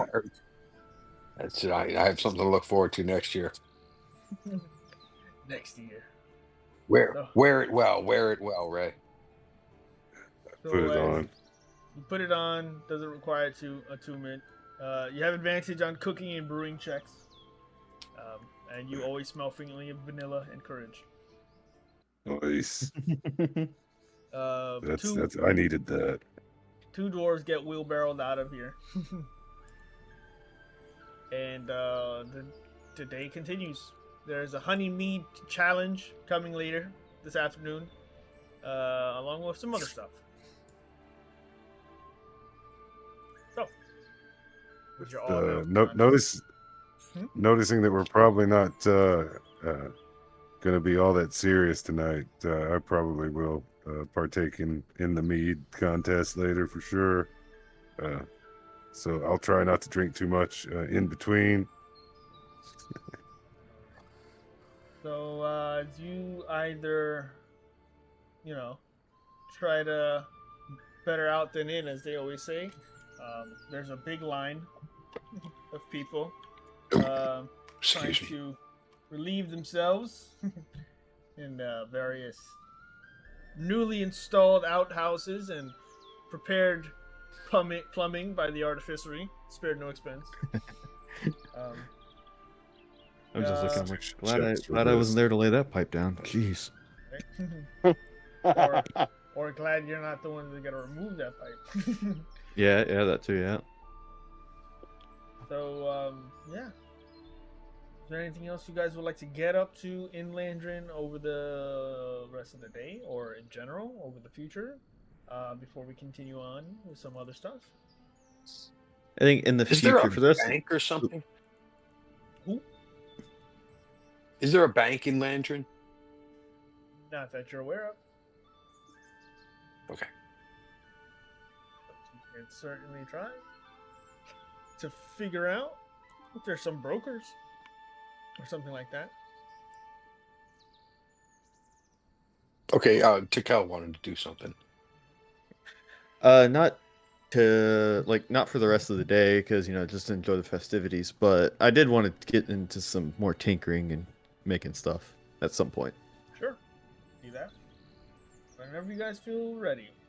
If you want to start any of that now or wait for another time, you can do that. I'll wait for I did want to tomorrow. see Tikel. I wanted to see Tikel at one point and give him that's the rune stone that I had gotten from the giants. I really was thinking it was just kind of like a badge or something that I was more likely to just kind of be happy to have. I think maybe he could actually use it. It kind of is. Rune. It's kind of like it's their memento to the group. To sort of say you are ally, like an ally of the stone giant. It's nothing of a magical nature then. There's faint bits of magic to it, but nothing that you've all. Tikel would have examined it by now, and you all as well. The magic on it is very faint. It's not anything that has a specific property. It could potentially be used in connection of something. You just haven't discovered what. You get the idea by now, though. It could. Tikel, you've done enough research by now. It could be used to gain entrance to certain places that might require this sort of Gotcha. attunement. Okay. Yeah, well, if you're ever run across some stone giants, we could whip out the hey, we're friends of the we have friends. low places. amongst you pass. Yeah, got it. And speaking of runes, eventually as you're moving around, you see the big sign outside the magic shop that is finally set up, and there seems to be what looks to be a brought up and set up booth and tons of different little gem dusted powders and different kind of things, kind of like if you were going to make ice cream and sprinkle these on. But what you see though is a sign that says Master of Runic Fleshcraft, Thrain Inkvein. Is that a Dippin' Dot stand? Oh, Oh, Touch baby, what? maybe this is a good What? town. You could open one here. we need to find a No, you dots could vendor open in a the Dippin' Dungeon. Dots. I'm not gonna open a You Dippin' buy Dots. into I don't know how to make that Dippin' whole Dots. thing. I'm sure you could figure it out. You can make all these crazy gizmos and gadgets. I'm sure you can make a Dippin' Dots. The one thing Tekel can't make is food. He can make everything else. I have the power to It's not create really anything food. except That'd be food. funny. So you said, I'm sorry, you said flesh what?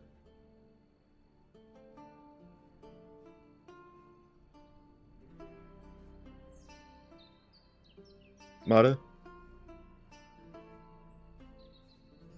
Look at this one. I hear Hello? Fleshcraft. Yeah, fleshcraft, I think. Sorry, I had to Oh, get my beer. he's not there. Oh, you're good. As soon as I heard Mada, I'm like, oh, help is on the way, dear. Help is on the way, dear. I had to get my beer.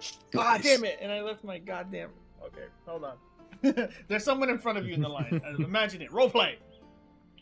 Okay, there's somebody in front of me in the line. Got it. Is it like, what is it like? Is it like ice cream? No, fleshcraft. It just looks like Fleshcraft. they're sprinkling. Is that a baggie full of dust? Is it just hanging there? Or is it what? What are you buying in front of us? Is that a baggie? He's not buying drugs, dear. I mean, No, I mean, What the fuck? Like, That's what? I wasn't. I was just saying. It doesn't have to be drugs. Spells are weird like that. You gotta have little bags of stuff. I've seen you guys use little bags of stuff before. Eventually, you get to the front of the line, and one of the assistants says, "Welcome. Looking to get any arcane enchanted tattoos?" No. You have arcane. Ooh. You can Tattoos. do arcane enchanted tattoos? Yeah, we're doing all sorts kind of things here. We got Master Thrain here from the Crown Mountain. What kind of unique sort of practice he does. Makes tattoos magically infused with arcane properties. Things that could probably do you good out there in the world if you're adventurers and of the sort. And I guess I look at everyone else. I don't know if everyone else is with me, but who's ever with me, I kind of look. I'm like, yeah, you know what? I'd be interested in that. Yeah, I don't get to have magic very often. what kind of tattoos do you have? Well, depending on your budget, we have. Want to get matching tattoos, guys? We have minor flesh runes that go for anywhere between 2,000 and 5,000 gold. Things like Rune of the Ember Vein, which will give you resistance to fire damage once per long rest. There's a Stormheart Knot, gives you a +1 to your Constitution max. +1 to your Constitution, so a max of 20. There's the Whisper Rune, that allows you telepathic connections to one of your marked allies. There's a Shadow Brand.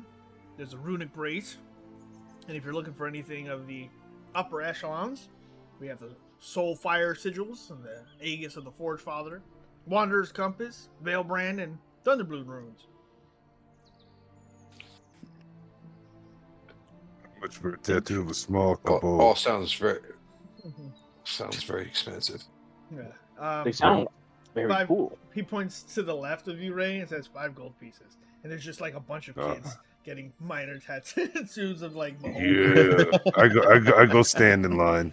and they're like, I want an owlbear. That shit's way too expensive. Yeah, I go to the mundane tattoo spot.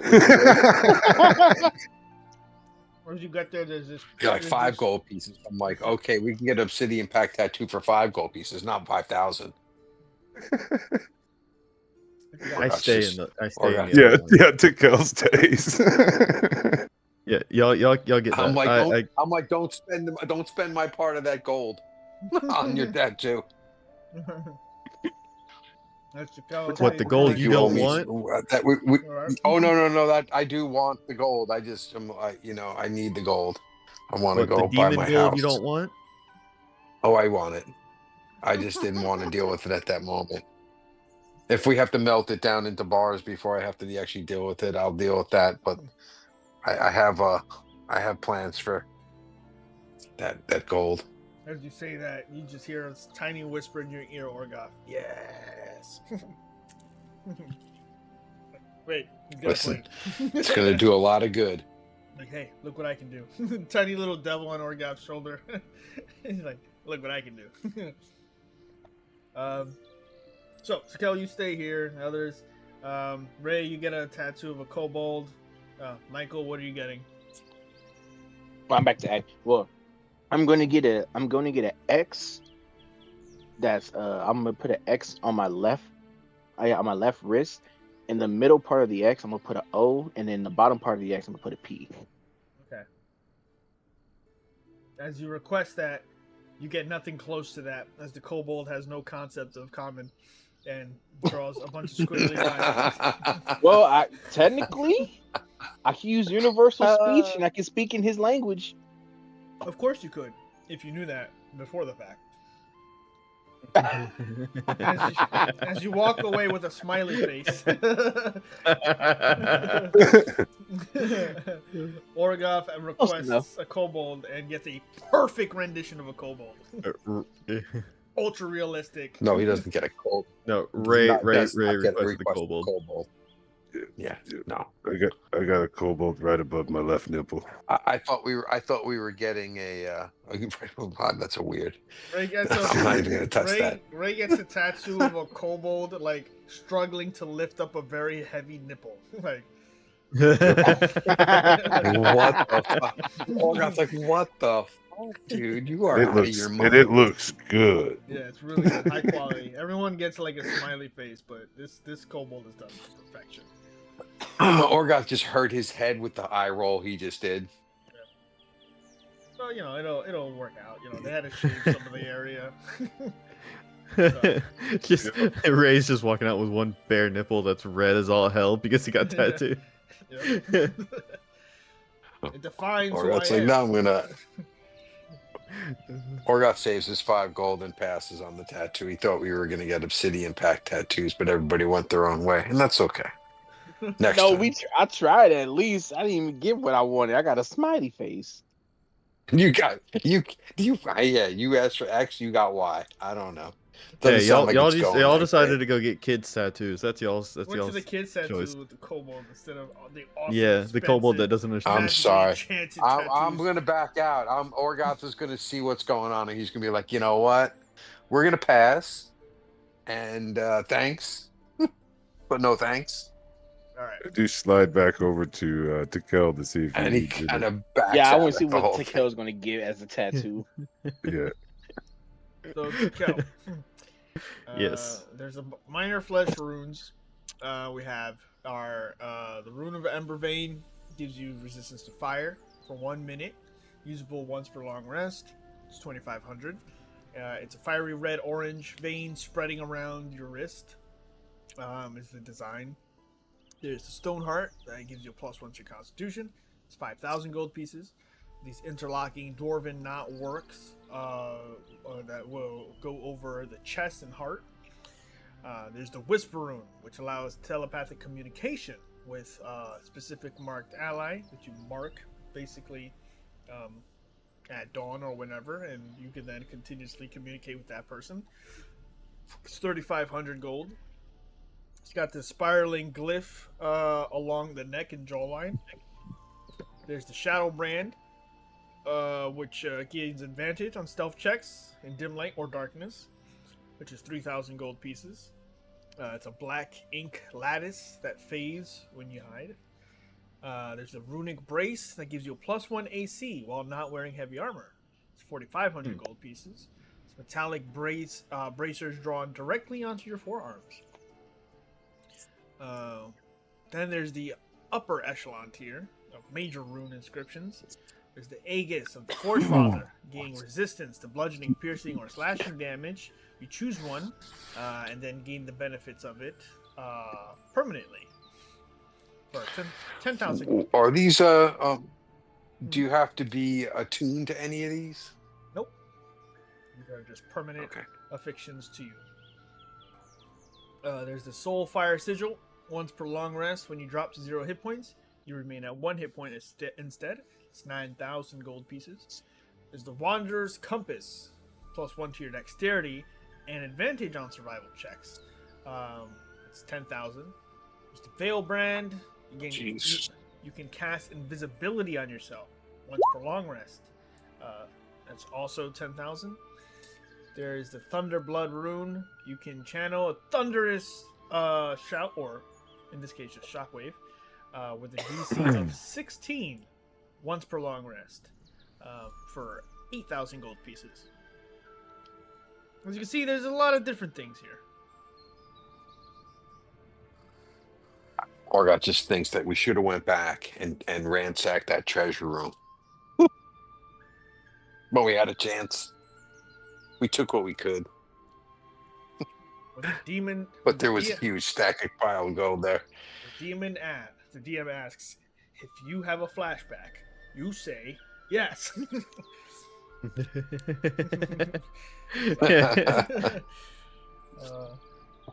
So, what are you interested in? The telepathic one. Okay. So the Whisper Rune is 3,500. Allows you telepathic communication with one marked ally of your choice within 30 feet. For 3,500 gold. Sounds good. So, you can, if you would prefer it in any other style, you may. I'm just going to, link it like this for now. And then I will give you the tattoo card when we get some time. If you want to have it done anyway differently, after your disintegration and acid close encounters, you may do that. But yeah, and it is called the Whisper Rune. The Whisper Rune, okay. Yeah, I think what you're all he's gonna fucked up, do- aren't you? Yeah, what I think he's gonna do is he's gonna try to like, maybe like the markings that are like on his neck and face or whatever, kind of like maybe get those, like covered up with the tattoo of like the acid and the disintegration and stuff. All right, it does take some time as they basically do the same. It's a little more painful than you imagined at first. But eventually the transition is fine. You recover from the wounds. It takes about a full hour, but now permanently you can mark a creature and that is within 30 feet of you and continuously have telepathic communication between the two of you. You can then switch that at will. So you can then choose someone else within 30 feet. Okay. Oh, wow, that's wild.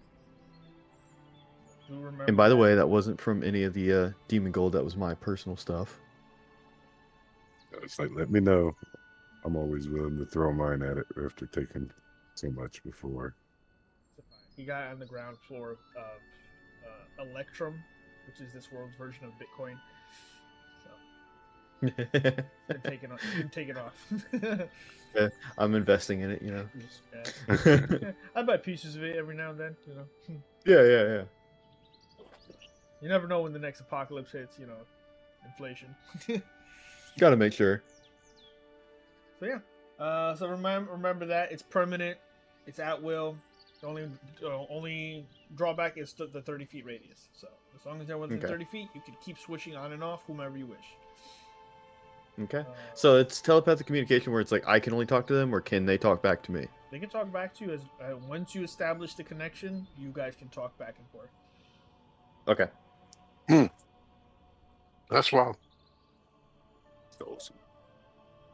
So by the time you get through with it, you meet him. By the way, the master, enchanter. The name here again. Thrain Durgrim Inkvein.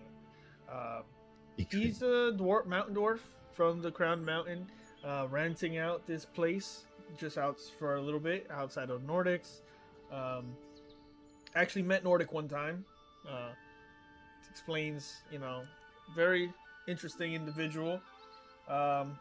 Always researching vast, craziest kinds of artifacts before heading off on another overextended break. He sounds like somebody I need to meet sometime. Easier. It's easier said than done. Yeah, easier said than done. A lot of people have been to Nordic Mysteries. Few people have ever seen him. But at one point or another, he always comes back. So, that being said, eventually we're gonna jump into a little bit of the end of the night, which will be the drinking competition before we unwind. We're gonna take a quick break here for about 10 minutes. Stretch your legs, use the bathroom, decide if there's anything you guys want to do in Landron with your time here. If you guys want to go resolve some other undone stuff, or house shopping, or crafting, this is the session to get all of these things done with, you know, or at least begun. And eventually we will get to the end of this as we are moving towards the Underdark scene. So I hate to spoil it that way, but I just want it to be clear. No, you're good. Yeah, that's fine. So We already, I think. perfect. So we'll be back in 10 minutes. All right, Thanks we'll for see you in about watching. 10 minutes. All right, guys. Enjoy these awesome commercials sponsored by Millie's. No. Papa John's.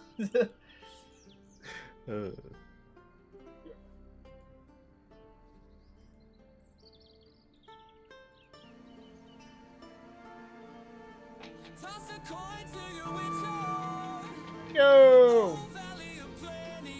Thank you. Appreciate it.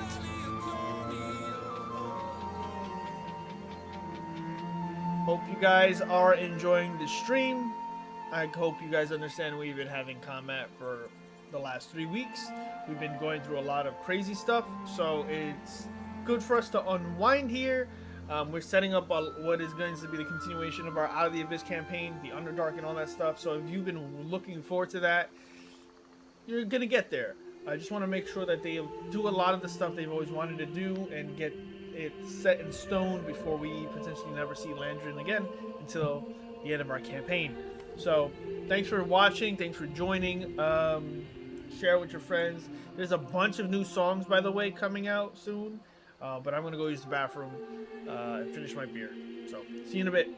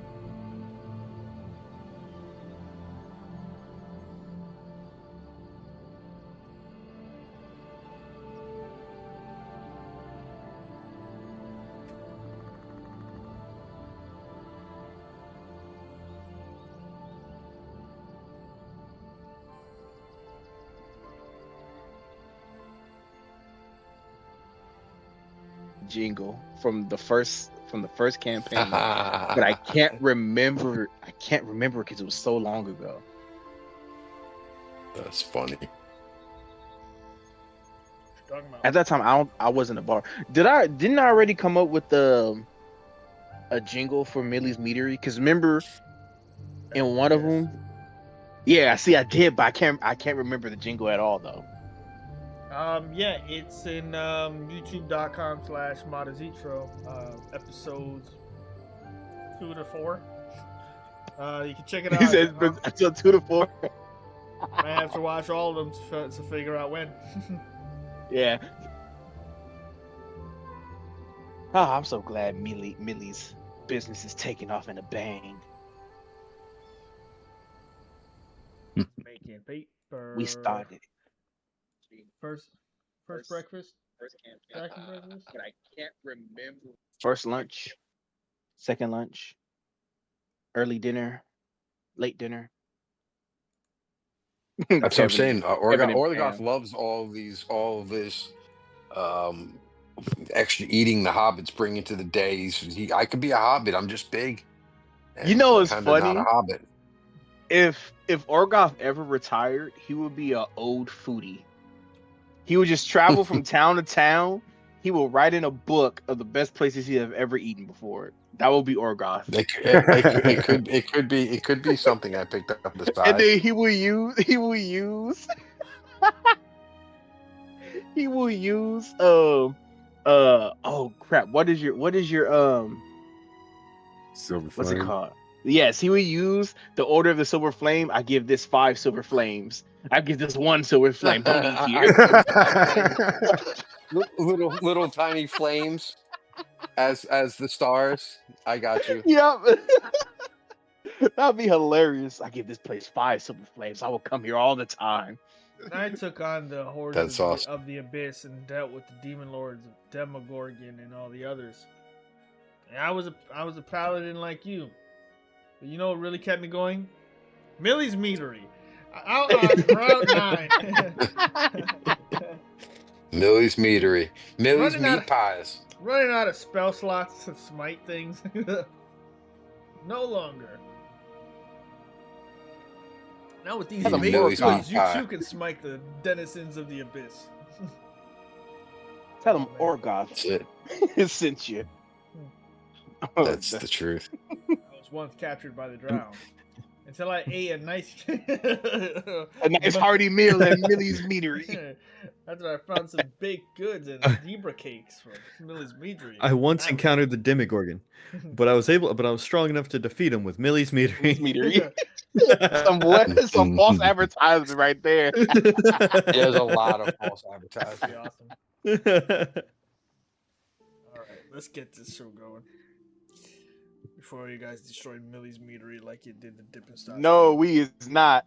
That was Kreth's fault. That wasn't us. That was Kreth. Oh, and I got backhanded into this. Not like I can control where I was flying. Canon. Anyway, welcome back. Yeah, I would never blame Kreth. He could have been a rock. Where would the fun in that be? So as we continue here, the night is starting to come in. Not full night, but like the afternoon. The sun is slowly starting to settle. You guys are having one of those good long, those good weekends starts where everything feels possible. Eventually the drinking competition comes in. Whew, sorry. Because my drinking competition has been going on all day. So Nice. As it should be. As you find the sun coming in low, big fella, you realize there's some music starting to pick up. The Featherlight Troupe is playing a small outing here, just at the entrance, for everyone to listen in and partake in and just continue the vibes of the day. As they're singing, People are going about spreading some rumors, some things you've heard of, some things you haven't, more things about Alvaron and the things that have been going on, some things about you guys, some about the neighboring areas like Refuge and the Borderlands, some news from the Autumn Kingdoms, and so on. Just bringing about the news of the week. As you guys are continuing, Orgoth's very interested to hear, any of that. sure, make an I want, investigation. because the Griffin Riders was something that I was going to. He's always been curious about. An investigation check, huh? Yeah. Hold on.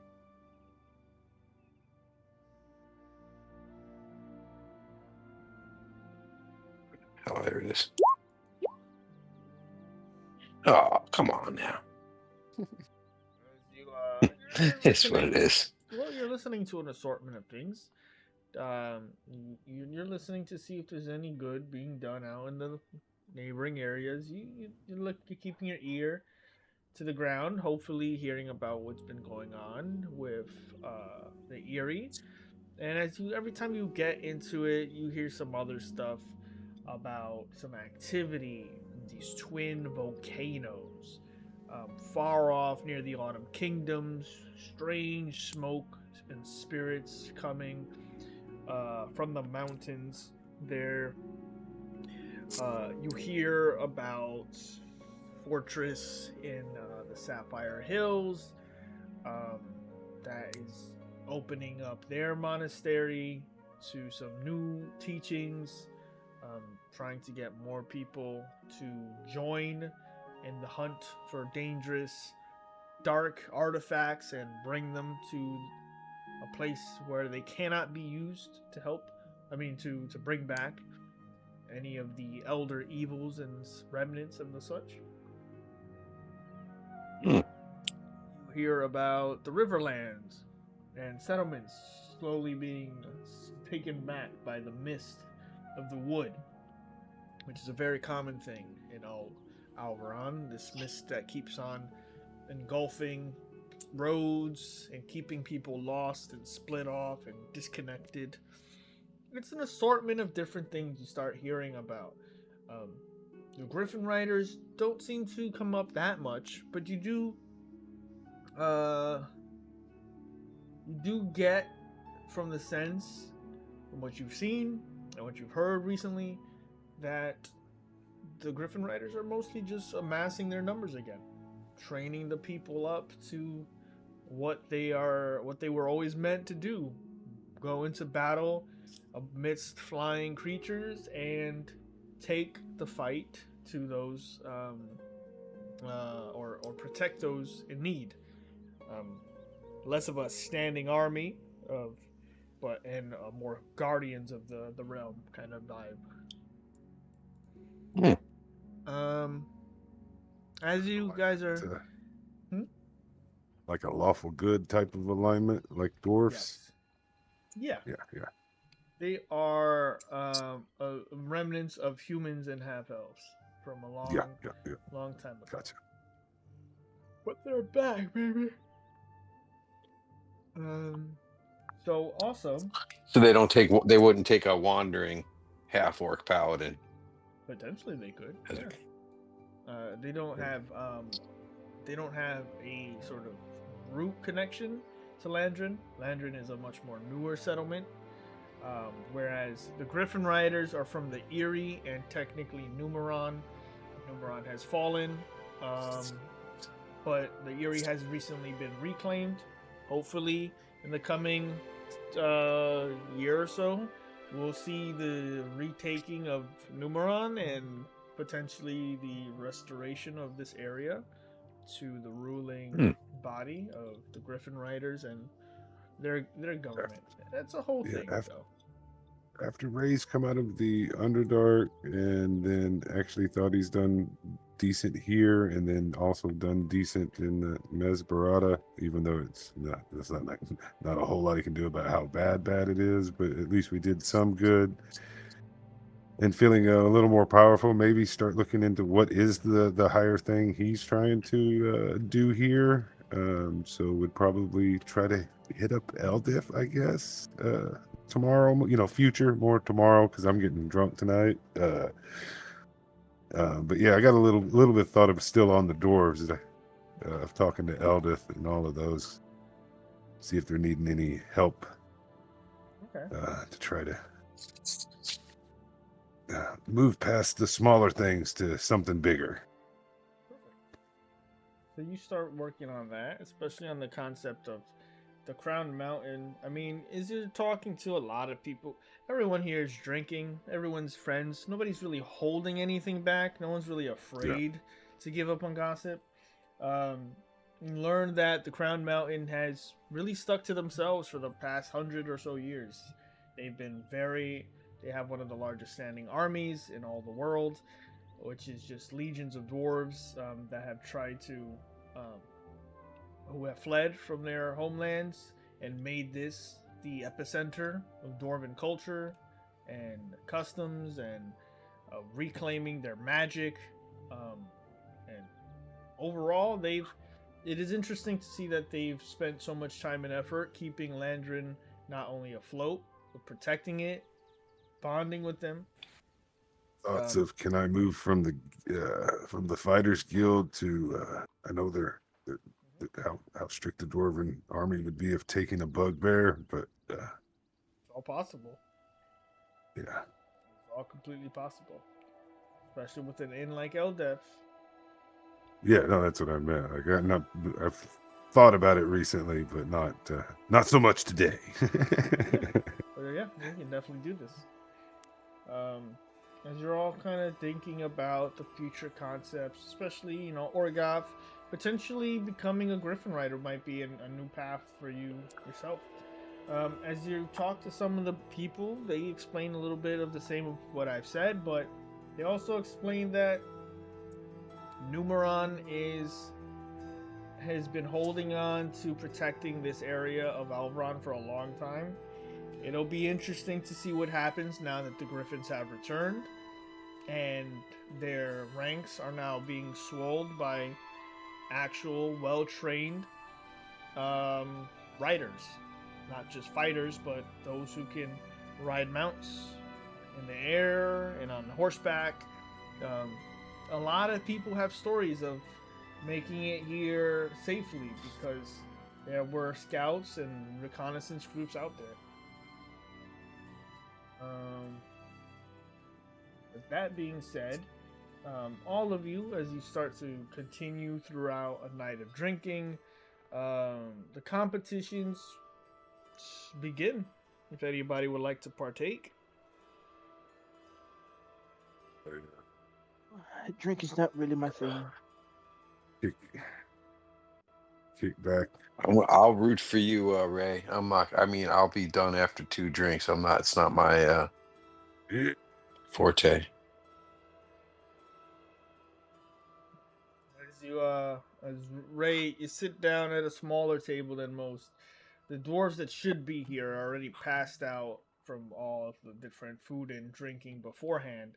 There's only a couple of them left. There's a very Damn it, I forgot to get a cappuccino cake before I sat down. yeah, right. As you Where Cal, you in on this drinking contest? Luck Yeah, you know says what? Fuck it. Kyrie. Yeah. You can always tinker tomorrow or the next day. That's fine. I'll do it. Yeah. Sounds good to me. I'm not trying to push you into it. I'm just thinking Sure. maybe you would. As Orgoth becomes an Oathbreaker Get rid of the paladin, drow. pushing alcohol on a. Yeah. No. Kel joins. Ray joins. There's 2 dwarfs, and what looks to be a female dwarf who sits down in full heavy armor.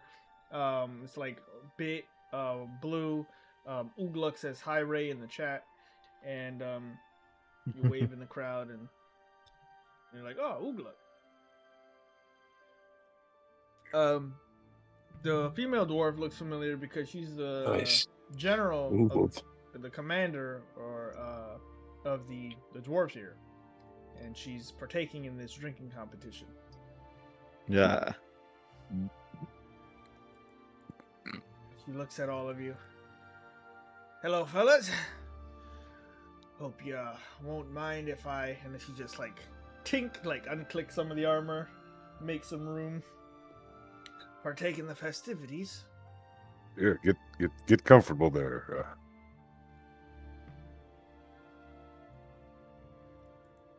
She prepares herself. I'll try to keep up with you. She prepares herself. You see set before you this delicious golden honey mead before all of you.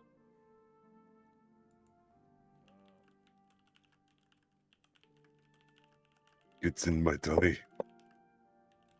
You know, as, It doesn't sound too bad. Millie speaks up and says, "All right, we're gonna end the festivities on a lighter note, something sweet, delicious, and to the point. So, believe in the buzz. You can get these delicious honey meads at Millie's Meadery, and for now, and for this week and this week only, available at the Stonehearth Tavern." And he waves over at the doors and like, hey. Stonehearth. And yes, so if you're all ready, Constitution saving throws. Slams it down. Let's see. Okay. Oh, damn. Go to a little bit of a night ambiance and start getting some more drinks in here. Oh yeah, perfect. Pico. Mm-hmm. As you slam the first one down, you're like, that's pretty good, you know? It's great, delicious taste. You got a bit of a buzz on you. Not enough to take you out yet, though. Even with that feeling. But Ray, delicious, clean, smooth, goes down. You notice that the female dwarf just eyes both you and Tekel as she drinks it down calmly. A little bit of drizzle comes in as the night progresses. But doesn't seem Gotta to be open your affecting mouth a anyone. little more. As she brings it down, she says, "Well, it depends. What am I opening my mouth for?" For now, that big glass in your hand.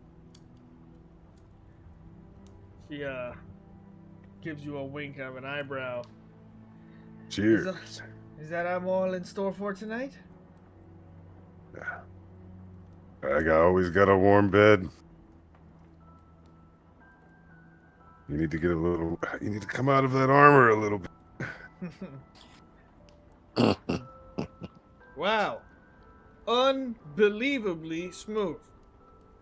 You two can also partake in great... get the wine flowing and the honey spilling by just taking your beautiful feet 2 miles northeast on the side road to Refuge, to Millie's Meadery. Just a short rest awaits. And Tekel, you're still in it. There's just one failure. It's pretty good though. But as You want trade seats to go? Yeah. Bring in the another one. Another one gets slapped down, and with that, Constitution saves. See what we got here. Oh shit! I got up and tried to slam it and get closer to the dwarf and roll the 1. Perfect. As she looks at you with these, you got this heavy Since look Tekel on wouldn't her. trade me chairs, I had to get up and move. You start to scoot over. You bring the mug close to your mouth. She gives you a good wink while she's herself is just devouring it smoothly, the honey mead, from her cup down through her throat, easily. Direct eye contact. You immediately start to drink yourself, as all of the mead goes just like spilling all over your fur. It doesn't even not a drop touches your mouth, and you just hear Take it off. disqualified. As Tekel, just now you got the ring of it. Yeah, this is pretty good. You know. Do I have to sit down to drink? I'll do it over. I'll sit back down. Unfortunately, you have you're too inebriated to even get it to your mouth. We can't trust you any further. We can't. We are responsible, caretakers here. So just remember to be kind and rewind, and get another pint when you're feeling a little better. Because not all quests need swords. Some need spoons. Spoons can help you eat a lot of things like pudding that you could find that, and it just goes on and on. Where's the pudding? As you look at what looks to be a black bowl of pudding, you get flashbacks to Pudding King. No. I smell my apron. Smells of vanilla and courage. Yep. But now it is only Tekel and the commanding general, female general. So go ahead and make your con saves as another pint is brought to you. Damn.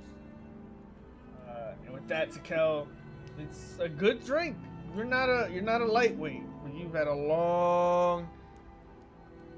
Your inhibitions are falling down, and hey, you see a little bit of what Ray saw. She's looking at you also with a little bit of an eye. You've out endured the bugbear, but can you endure her? As the female dwarf sizes you up, and you're drinking, and halfway through the drink, you just smile at her, and it just starts spittling out of your mouth.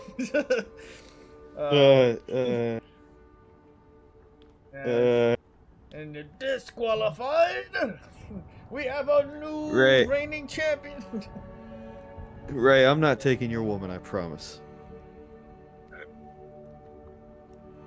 She finishes her beverage and stands up slowly, 2 guards flanking her. Well, it seems like both of you Trustful. Trustful. Seems like both of you didn't really have the stomach for it, but the night is young. I think I had too much cake earlier. As I show off my apron. It's covered in. it's like protruding with the. It's not even a beer belly; it's a keg belly at this point. None of the food, the cake or beer is digested.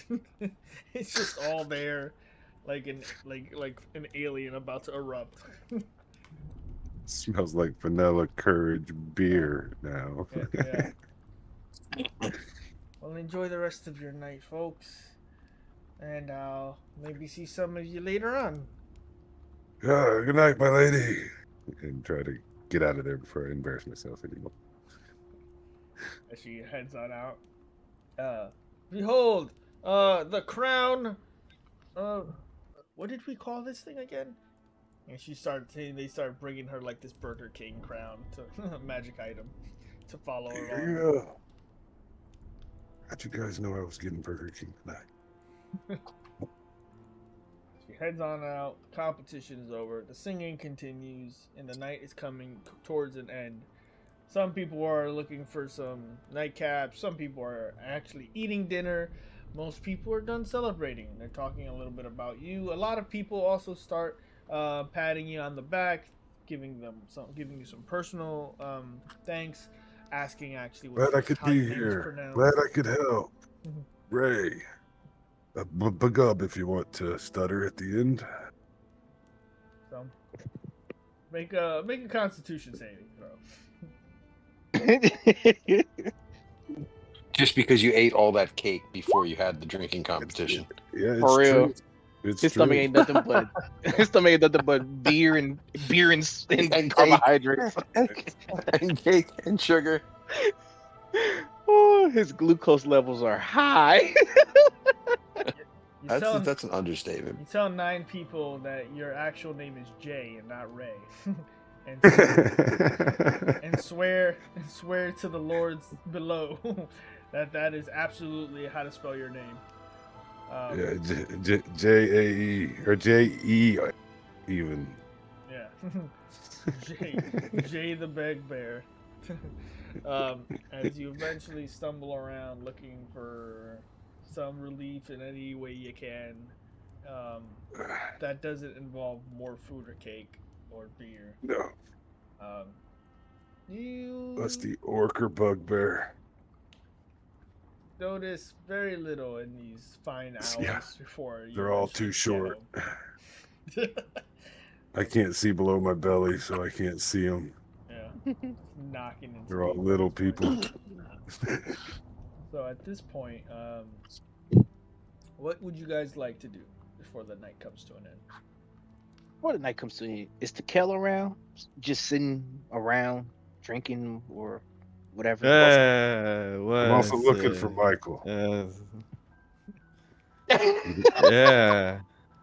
and Kreth. He's for the two people non-existent. I'm wanting to introduce the two. Yeah, Crap, you need That's to what be I'll do in Michael. my drunken stupor before I pass out. Okay, roll a fate check. What is that? Sorry. What do I roll? You just roll a d20 and all right, all right. pray to God right now. Awesome. Rolled off a There it is. 20. You 100% find a guy named Michael and a guy named Keith and swear to God that one of them you went to the Underdark with and the other one you went to Mesberata with and are trying to Okay. convince them so hard that you would They die are for part of both the them. they are part of the Obsidian Pact, and Yeah. I'm letting them know. And they need to get matching tattoos like you, and you show them the kobold, the nipple. Yes, that's exactly what On happened. your nipple. Yeah. You have to join. You have to join. You have to get these. The Obsidian Pact. They both get 5 gold. Yeah.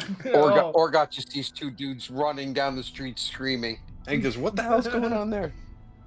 Oh man, the 2 I'm, honorary what- members. I'm subtracting the gold. Keith and Michael just got paid. Just got paid. Friday night. So Party yeah, jumping. Addy, you do find Takel at some point. Whew. Is he like still super drunk? I don't know. I mean, like he's still got a drink in his hand. He's still drinking. Whew. Might want to slow down there, big boy. You don't want to topple over, don't you? Hey, listen, it doesn't happen often. Let him have fun. Oh, Let I'm him just enjoy gonna let him have himself. fun. Yeah, I know. I was gonna let him have his fun. After learning so much about him and all the things he's been through, he deserves it the most. How do you feel, Takel, that some of your biggest fears are now behind you, literally? I just look at Addy. This drink is really good. Orga, I thought you were Michael right now. No, I'm no. No, Ray is trying Ray's to looking look for Michael and Kraft. That's why we were laughing. Jesus. And he finds a dude named Michael and Keith. Yeah, okay, I got it. I thought you were Michael right now. No, That was no. just for the eating competition. Yeah, that was just for the eating competition. Addie's My stomach bad, is still my pretty bad. full. That's why she didn't take part. No, Oh, God, I you was might- like, listen, I don't know what to tell you about either one of these right now. I'm glad you guys let me into your little group.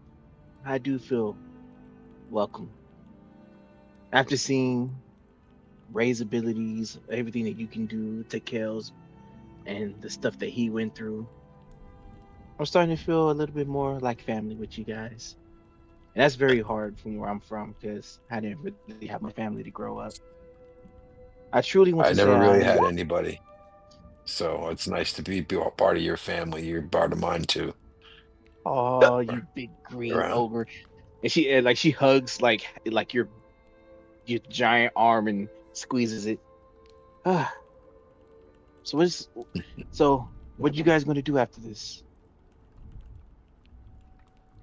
What's the plan?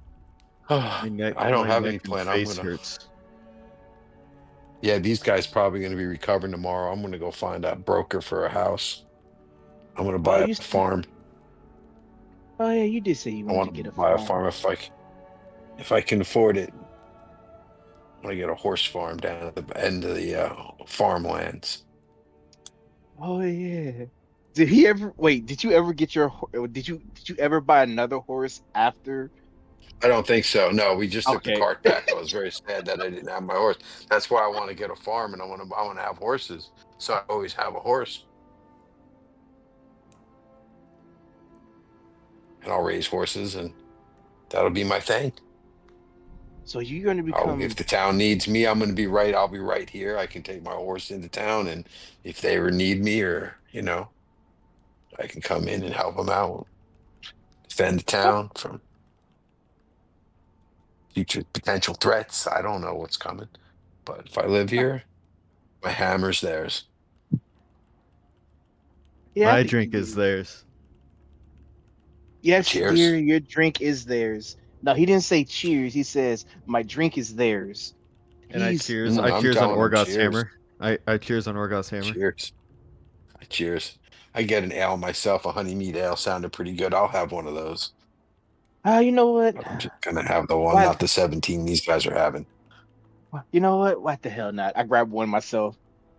Cheers Yeah, let's. to the Obsidian Yeah. Pact. Cheers. Drink it all down. All right, laddies. Think good old Addie's gonna turn in now. Don't stay up late. Orgoth, make sure Takel gets home. Ray, and I sort of look I for think him we're in at the the tavern. crowd. Ray, you too far away. And I just head upstairs. And I just like fall face first on the floor, and you just hear. Oh gosh. All right. Well, if I see that, I just kind of, oh Jesus. I pick him up. I drag him up to his room. I grab him with like one hand and I throw him over my shoulder. I'm like, all right, fine. Just don't Oh, puke on me, dude. it would have been hilarious. You just grabbed him by one hand, you just drag him across the. Just drag him up the stairs. No, I can't do that. I don't want to embarrass him. That I would have to drag Ray that way if I find him passed out someplace. He's a big one. But this other one I can pick up with one hand and kind of throw him around like a. So I just grab him, pick him up, carry him like luggage up the stairs, put him into his room, throw him on his bed. I don't take off his shoes, nothing. I just chuck him on his bed, turn around and say good luck. Put a cup of water by his bed on the stand. Good. There you go, buddy. I think I fell asleep in the stables over by House Yolanda or Yondalala. So you like did a whole like wandering drunk Yeah. thing and wound up in some stables that yeah, okay, well, we'll see you tomorrow. Once you figure it out. Unless you want me to do something different. Now you do you. That sounds very Ray. That's this is how you Just means I just gotta brush and comb your hair in a couple of days to get all that straw out. Be a tavern that is across the street from it. Yeah, that's Just not the one saying. we stay at though. No, not at all. No, No, yeah, not at yeah. all. It was a random Yeah, roll yeah. I just made.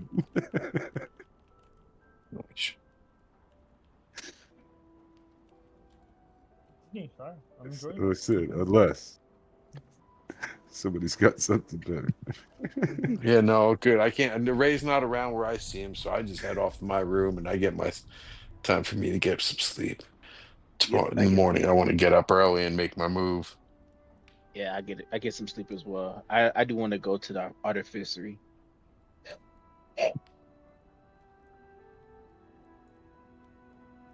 No.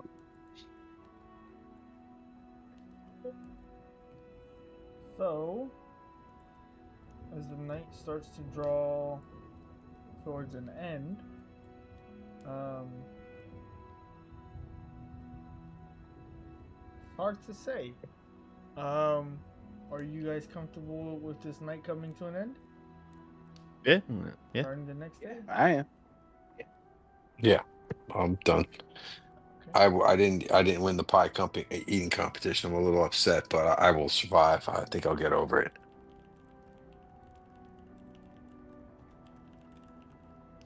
Maybe I won't. I mean, but I think I will. About the what about the fight? Oh, about losing? I didn't win. I mean, I'm gonna have to get over it. Maybe I will. I think alright. I I will. mean, But Ray won't remember that he won, so I mean, you could always. You just show up in the stable and be like, "Hey, give me back my apron, damn it!" Right. So, alright. With that, this should be set. The morning comes. Some of you wake up a little later than others, but eventually, you have orange juice and milk and water and all sorts of bacon, crunchy and otherwise. Set for the Waffles. morning waffles. Some of you have hangovers from the competitions, and some of you just lingering on. You make an appointment, with a uh, one of the magistrates from High Home, Orgoth, search for a Nice. farm. They give you some rough estimates, but they'd like to show you around, show you the different places that are potential opportunities. Want to introduce you to some of the actual other farm owners, the council, the different people, the HOA of the farms. Yeah, the farm community type Yeah. at large. Yeah, so you don't step on That's anyone's cool. toes when it comes to like opening a new place that might be in competition. Um, they explain to you everyone's here looking to make a living, but come meet them when you have some downtime and take an afternoon, and they'll find you a place. Um, Cool. as the morning draws in, though, eventually, um, you see what looks to be almost deja vu esque uh, entourage or escort enter the tavern. As you're all eating bacon and Ray stumbles down eventually, um, trying to get rid of the gut. Entourage of dwarves from the Crowned Mountain approach. Similarly, they look at the group and recognize you. As one captain of the guard approaches, he holds within his hand a letter extended high up and says, "The Obsidian Pact, I presume. Good seeing you all again. I have another letter Can, to dispatch to you." can I just hold my finger up and like, hold on. I haven't had my coffee yet. 1 second. She takes a sip. Oh, that's the stuff. What is it now? It's, Oh God's looking at you like, what? Like, what the hell's wrong with you? it's a I'm tone. not. I'm not me when I don't have my coffee. As Michael switches. He doesn't say much. He's like, we ate mushrooms for like 2 months straight in the Underdark. I don't know what you're talking about. Don't worry. Don't worry. Sorry. I'll introduce you to it. It's highly addictive. Right. Who do we leave this letter with? I'll take it. Was it? Who's it from again? You said the Crown Mountains. Make a persuasion check. God damn it! One good thing is I have Well, this that should be your advantage. thing. Yeah, I You have would think. 26. 26. From the king. And Oh, the king. and as Oh, the letter comes towards you, his hand redirects it to the paladin. Addy, stop playing what? around. Oh, I tried. I'm sorry. Sorry. Orgoth, I know it's very serious. there's a letter in front of your face. Okay, we grab the letter. Thank you very much. What can we do for you? Should be in the Open the letter, read it. Okay, Open the letter, read it. Step to the side and make their way out. Here you go, Mr. Orgoth.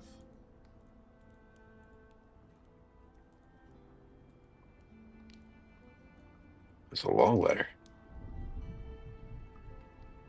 To the esteemed companions of the Obsidian Pact, by command of His Majesty Grandeur Stormbreaker, High King of the Dwarves, Hammer of Oaths, and Guardian of the Eternal Forge, I deliver this message with utmost respect and purpose.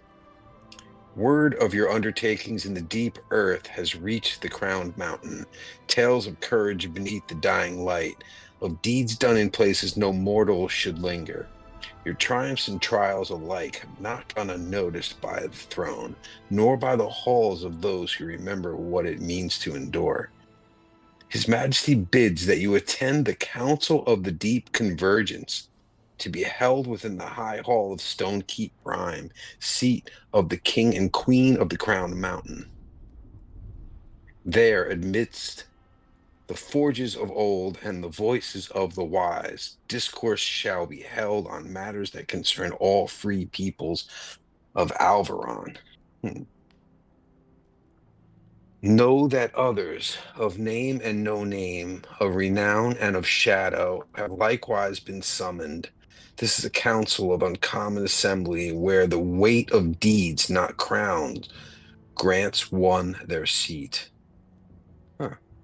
The king would thank you for the service you have rendered in the darkness below, and for the courage to do what others could not and would not dare. You have faced the echo of nightmares that haunt the deep, and your insight may now prove vital to what stirs in the silence beneath the world. The invitation itself bears honor, for few beyond the royal line are granted audience within the Anvil Hall, and fewer still are asked to speak before the crown. You are called not merely as witnesses, but as those who have walked where the gods once turned away. All in dignity, and with the understanding that this summons is both a token of esteem and a burden of truth. His Majesty seeks not flattery nor politics, but resolve. The counsel of those who have known the cost of defiance and the worth of survival. When the forebell tolls thrice and the gates open to the valley mist, the way to the crowned mountain shall be clear. You will be received in honor beneath the hammer and the flame. That sounds okay to me. Until then, may the fire within. I'm like the hammer and the flame. I'm like, oh yeah, I'm getting excited now. Until then, may the fire within you endure against the cold of what approaches. By the light of the forge, the stone remembers. Thrain or dawn, royal voice of stone, herald of his majesty grandeur, stormbreaker, king beneath the anvil crown, shield of the north, and warden of the deep forge, under the mountain may the light endure. This guy's got a lot of titles. I mean, he is a king. He's a king. He's got a lot of titles, though. That's a lot. This is an incredible letter. Nice read. Nice read. Everybody, give him a hand. Yeah. Oh, okay. Yeah. Thank you. Thank you.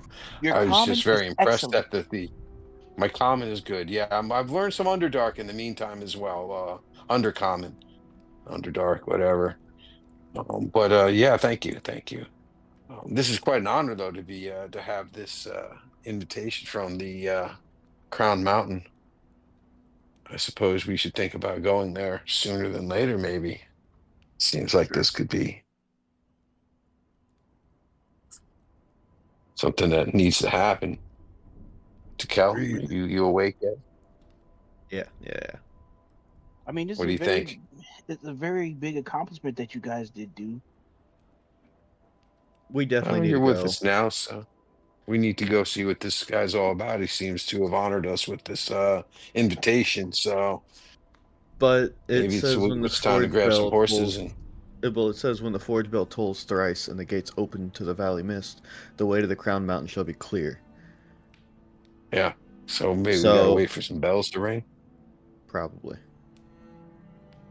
I'ma ring your bell. Ring my Oh, bell. gee. I'm sorry. I'm sorry. When you say ring a bell, that just sort of came to mind. That's what jumped into your mind. Yeah. Yeah, it did. Yes. Now it's in my mind. So They may you'll need have some to. You owe me. fighters. Yeah. I'm trying to find where that letter went. It's in it's in discovered items. Letter from the Crown Mountain.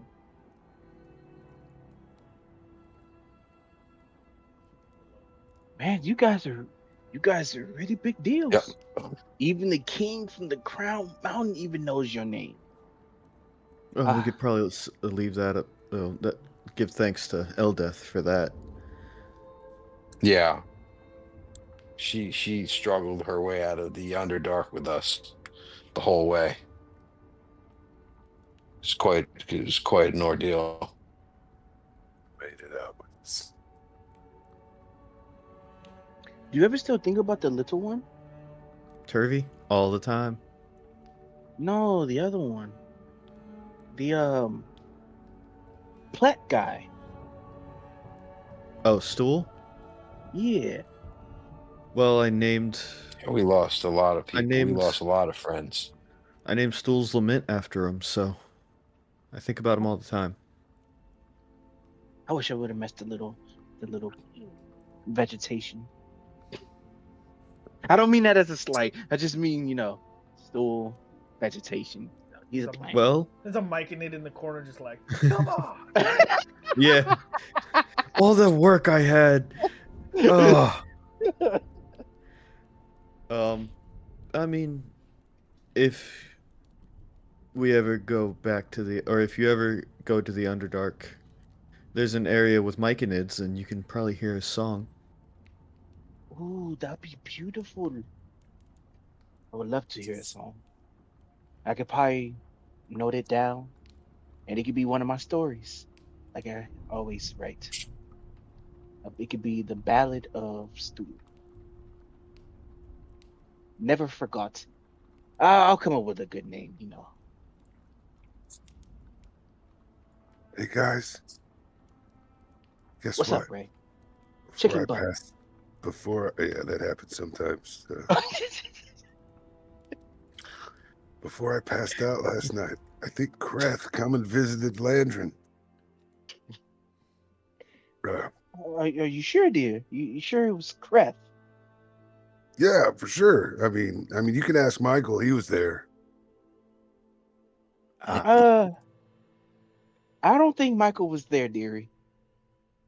Well, I won't know until I talk to Michael. I don't really trust you guys if you really, got secret things, and maybe he doesn't want you to know. Oh, I wouldn't know. Trust me. Well, I don't know you that well. I just have this I like it. amazing concept of, like, every time Addie goes to sleep, Ray just whispers in her ear, trying to talk to Michael. Yeah. She sleeps. It's a little creepy. That is, a little creepy, but it'll be hilarious. It's a little creepy, but Just okay. Just trying to have conversations. Yeah. Updating Michael on everything Addie doesn't want to know. Yeah, And so this happened while this happened. and they got matching obsidian pack tattoos like mine, and of course, I show it off again. It's not as red. No, it's healed.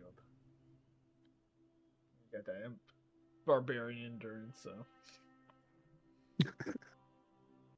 Hey, Takel, are you gonna go to the artificery today? I was thinking about it. Thinking about doing a little bit of tinkering. You think you can introduce me to somebody that can make some contraptions for me? Takel looks at the camera.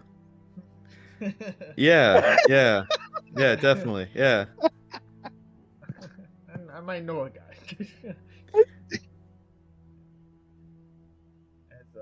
Listen. As Addy takes 1d4 psychic damage. Yeah. Oh. But yeah. Would you guys like to start off with tinkering or So would we know, like, from the letter it says when the forge bell tolls, do we know about the forge bell and like we can't leave now, or do we leave now and then go and wait? Like, is that what we're getting out of the letter, or? Make a history check or Okay. history check.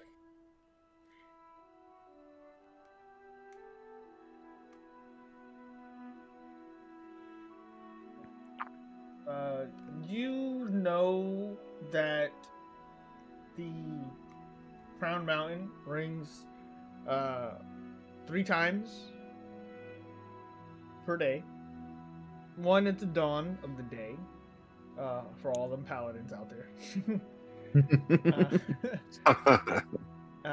Once again during the midday, but it's sometimes a bit earlier than what some people might think of midday.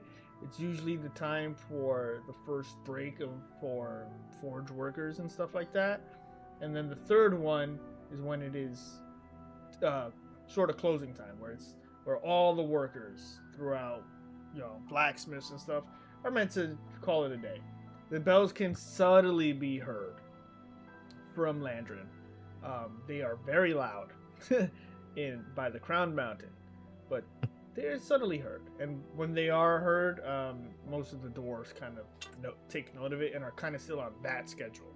They have, it's kind of like the Jewish holiday in a way, where it's like, when you see the dwarves start leaving, you're like, oh yeah, it's a dwarven thing. I thought, like, it just, okay, they're going on break.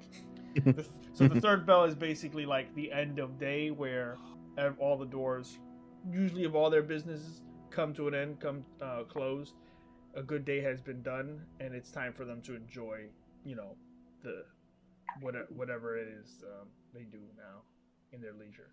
It's usually around 4 to 5 p.m. Okay.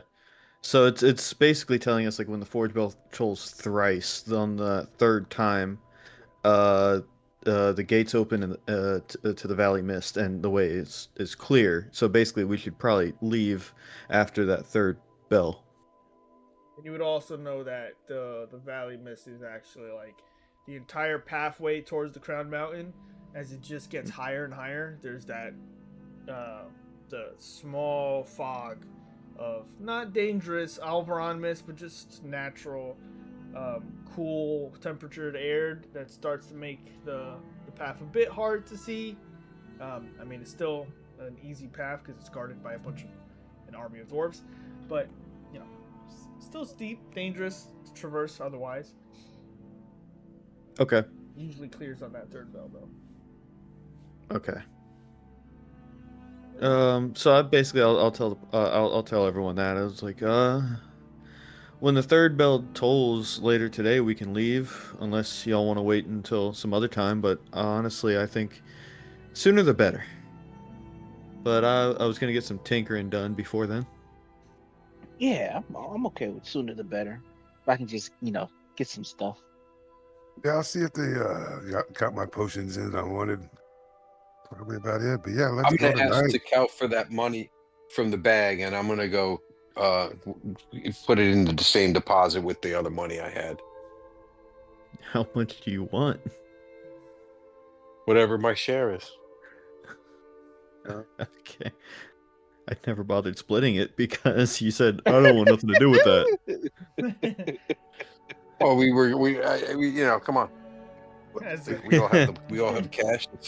We all have. 12. But did you spend it all already? 1250. No, I didn't spend it already. 1250. I spent what was in there was Zareth's gold, but Sarah's gold. Yeah, I don't care. Listen, I just need enough for my house, and then I don't care what it is. 1250 is split. Cool. I everybody put it with the other 750 I got Okay. from that other. meet with the Keep Put it my in my Keep, of the keep my FOA. gold or whatever from that in the sack. I don't want the demon money. I'm good. It's just gold. Make a wisdom saving throw, Ray. Not for me, it ain't. As a tiny little angel floats on one side and a tiny little devil floats on the other. It's like, hey, we got some paladin powers that we recently acquired. You want them, Ray? Yeah. So I'm gonna go get it melted down in the jewelry shop and just make it into little ingots. So now it's nobody's gold. look It's over just and go- gold. I go, Orgoth, you might want to bless it first. We can bless it. Unfortunately, when you We get can to the splash some holy water on when you it. get to the It's jeweler, just gold. they explain to you gold forged from the 9 hells and minted in the 9 hells. Kind of hard to reforge. But they'll take it. Hard to melt And you down guys with are- regular fire.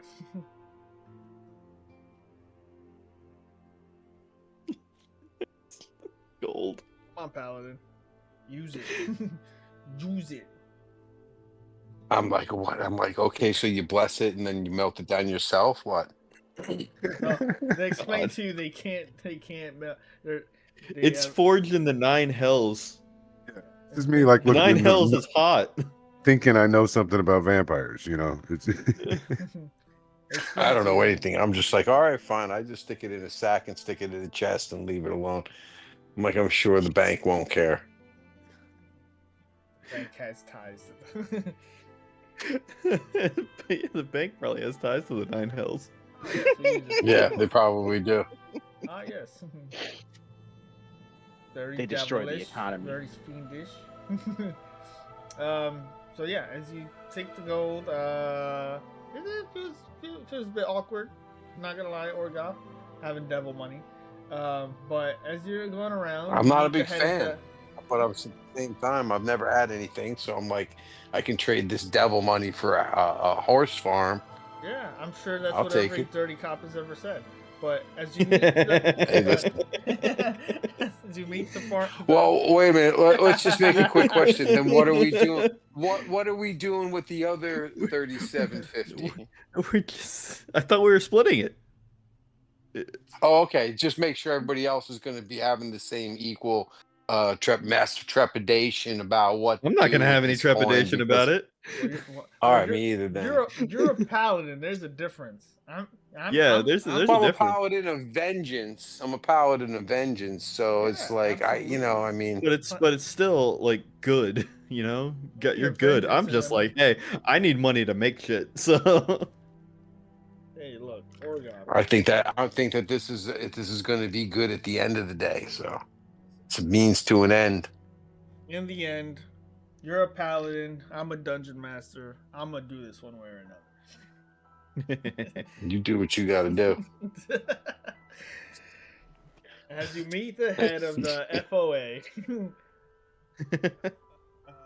meet a nice girl named Kurin, and she says, "Pleasure to meet you."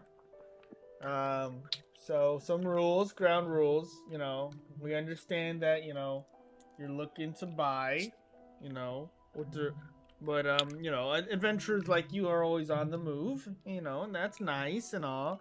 Do you have any plans on keeping the estate in check while you're out doing your adventures?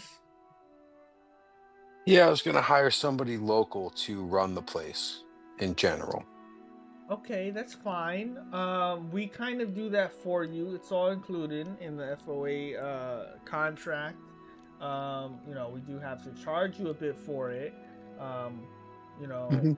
You can hire someone else, but we still have to take out that fee.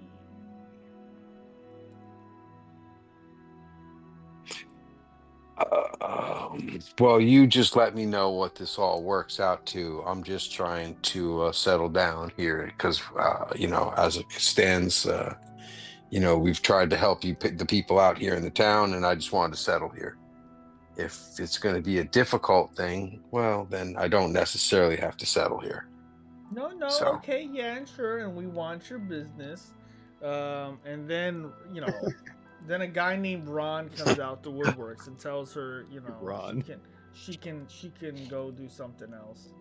As the DM doesn't want to roleplay a Karen FOA member for the next. because Orgot's not really ready to roleplay dealing with the Karen FOA member. Yeah. As Ron says, hey Orgoth, love the paladin vibe, love what you're doing, love the adventuring work. Well, let's get you into a farm that meets your needs. We can talk about prices at any time, but let's find you something that's a good fit for you. I see you work out a lot. That's good. How are your smites feeling? Regular? How about I'm looking for a horse farm as far out, on the outskirts of your farmlands, so it's going to be as cheap as possible. Got it. Let's Farms, love talk it. that. Yeah, horses, we got those. Perfect. As a paladin, I tried being a paladin myself as he starts walking you down the road. It's just down the block, and he gets on a horse wagon, and he brings the window down, he's like, yeah, just change the seat however you want. You can get in. Don't mind the cups. Don't mind the cups. You get in the wagon, you head down south, you listen to some music from a bard. He's got on a Magic Mouth mixtape. He shows you an assortment of these horse farms. A Magic Mouth mixtape. Yeah. Go ahead, Never heard of them? Go ahead, yep. Yeah. No, it's great though. Everyone's gonna be using I'm that really one day. impressed. I actually That's an have a awesome skull magic sound mouth. system. So as you get to the end, he just shows you a simple horse farm. He says, yeah, so you got your farms over there, you got your horses over there. I assume you kind of like meet them in the middle, boom, horse farm. But yeah, this place is a good place. I think it's within your price range. I'm sure as a paladin, you got great credit. Unless you want to pay gold, that's completely fine. I know a lot of you adventurers stumble on a lot of lost ancient treasure hoards, so that's cool. Yeah. So, how much are you talking really at the end of the day here? Okay, I like it straight to business. It's a good place. It's got a good view.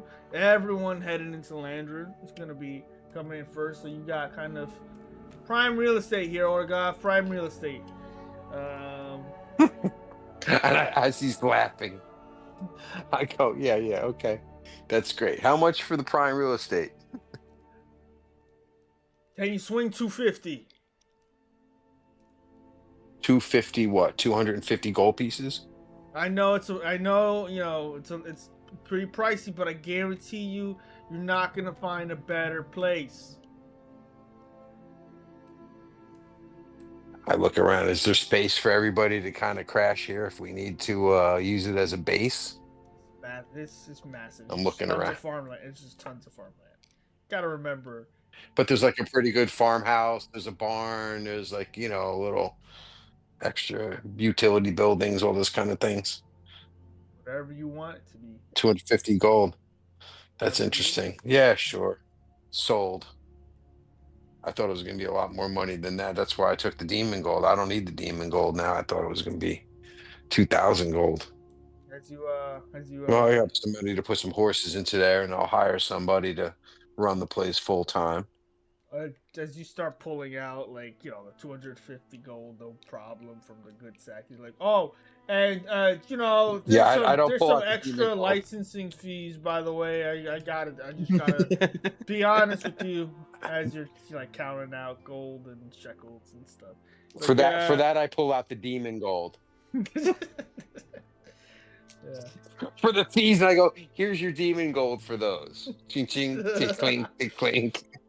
Oh, you know what? You can keep that. You can keep that. We're good. 250's fine. Yeah, okay. Fine. It's good. You're gonna love it. Trust me. I'm gonna get some people out here. Really clean the place up. You know, you can come and go where you please. Got plenty of land if you want to build fortifications, moats, that kind of stuff. Plenty of space. It's a farm, not a fort. But thank you. Thank you very much. I really do appreciate it. And the town will know I'm here. And it'll be known as, a place where people can come if they need something. Sounds good. Good doing business with you, man. I'm gonna get the deeds drawn up. You're gonna be talking to my agent later. Nice getting to know you, Orgoth. I'll see you around. Keep smiting. All right. Yeah. So, all right, great. So I go back and I say, here, listen, I didn't need that gold after all. You can put it back in the sack and we can use it for whatever future purposes. I still have enough money to buy horses and I've got a farm. So if you guys want to ever crash at the farm, I've got a place. It's all the way across town, but there's plenty of room for everybody. Yay. 250 gold is a lot of Yeah, man. money. Huh?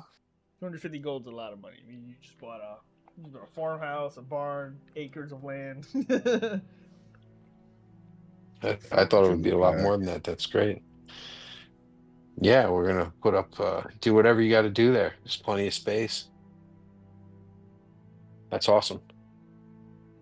So, hire somebody, stick a bunch of horses out there, Sounds good. and Right get, now, that's what he'll be proud focusing on. Owner of your own barn, stables, small home, room for expansion if you need, and other stuff if you guys wanna. It's the House of Orgoth. The House of Smites. Orgoth finally got his bachelor pad. There's a huge O on the front door. Just puts a huge O on it. Carves a huge O on the door. Is that for Orgoth or for obsidian pet? No, I'm joking. It's for both. It's for whatever you need it to be. There's a neon sign of a silver flame. Flickering. Just one flame right now. Absolutely. Just one flame right now. Just a flame, yeah, it's flickering. It's like the Beetlejuice thing. It's for all your smite. You got nothing but silently loud hymns. Oh. That'd be fun. Magic Mouth just hymns all day. Magic Mouth I spell. can cast Magic Mouth, so. Yeah, there you go. Like, can you stop the humming for a moment? Sorry, I can't. It's continuous spell. Continuous spell. So every time somebody walks by, it triggers. Oh. It's Halo his doorbell. Yeah. Alright. So, alright, guys. So, Takel's off to tinker. What you trying to tinker on? A sip. So I was kind of wanting to, because I know we talked briefly about it before, but upgrading Stool's Lament. Yes. So I can actually use my intelligence modifier with it instead of Dex. Yes. And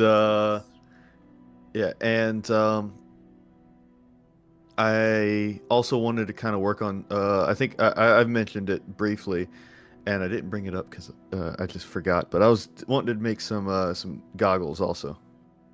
Ah, yes. Goggles of dark vision or goggles of goggles? See invisibility. Ooh. So this name. Well, it was a whole thing. It was an idea I had. It was these goggles had like different lenses in them, and they all did different things, kind of thing. Right. Talking Yeah. Jurassic Park night vision goggles. Basically, yeah. Gotcha. Gotcha. So, yeah, National Treasure. The yeah. yeah. Points for that. Yeah. Yeah. Let's do it. You get to the artificery. It's kind of hard to really tweak your understanding between dex and intelligence that shift. Yeah. But what's interesting is when you get down there, Kavir is working on an assortment of hand crossbows and slingshots, stuff he kind of sells in the meantime. Very practiced, very learned, very demure, very artificer. Um, as you notice, he might have some tips or tricks. So as you and Griglix and Kavir are down there, let's see if you pick up any pointers. I want you to make me. This is going to be a sort of like understanding check. Yeah.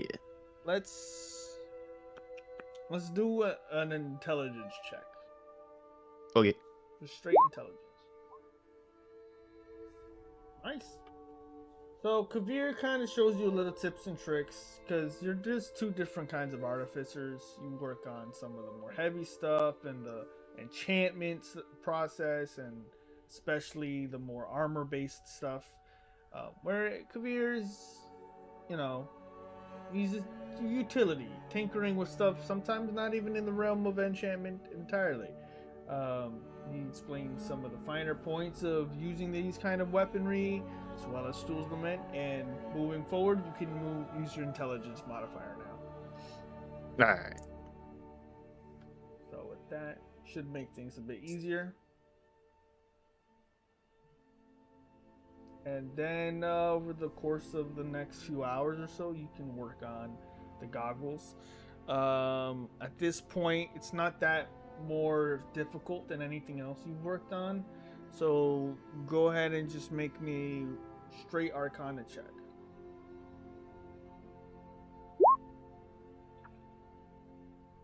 Okay. So for the remainder of the evening, mark off 500 gold. Alrighty. And you have, however you would prefer to name them, you can have one lens of seeing invisibility on this apparatus. Okay. You can cast that once per long rest, see invisibility from the goggles or the bifocals, however you want to call it. Monocle. Monocles. Well, he wants a few lenses. Yeah. That would be great. So Though. I know Phil and Mada would get this. I know Orgoth and Ray won't, but it's basically kind of like the goggles that like Eraser wears in My Hero, kind of. That's I ain't gonna lie, that's genius. I'll allow it. Aizawa. So, so once per long rest, you can cast see invisibility through the goggles. Okay. Okay. If you want to add other enchantments to other lenses, it's possible. In the future. Well, I also know I did pick up those. I think the other ones that gave me eyes and minute seeing. I picked those up before I left. Yeah. So eventually, adding those on and stuff like that. So yeah, I had some other ideas too. Perfect. I would say if you're planning to leave by 5, you might not have the time to do additional. That's fine. Yeah, that's fine. And then I think Addie said she wanted to come with me, so I'd just be like, she's looking for somebody else to make some stuff. So I'll be like, that's Addie, go whatever, and then I leave. As Griblix slow is about to walk up to you, Addie, and assist with your inventions, Kavir slides and says, "Hello." Oh, aren't you a cute little one? I love your fur. We also have a big bug. Don't touch the fur. Don't touch the fur. I wasn't going to. Tikel kind of peeks out the door of the room he's in, and he's like about to say something about Kavir, and then it's like, no, she was looking for somebody else. No, I'm not going to say anything. And then go back in. How can I help you? What you looking for? You looking for inventions? I got you. Yeah. So I have this short bow, right? And so, of course, bows use arrows. But I was trying to think, what's something with a little bit more oomph that you can use on arrows. So I'm like, well, artificery is a good place for inventions. Do you have anything that's special that you can use with arrows for my bow?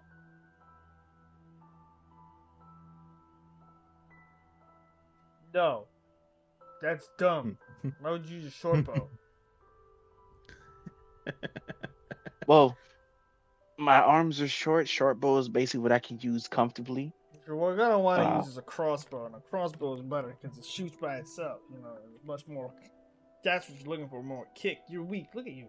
You see, how I always find adventures. I look for things that are cool and fun, but also, that can be creative. And he starts taking apart some stuff like, why, what's stupid. Look.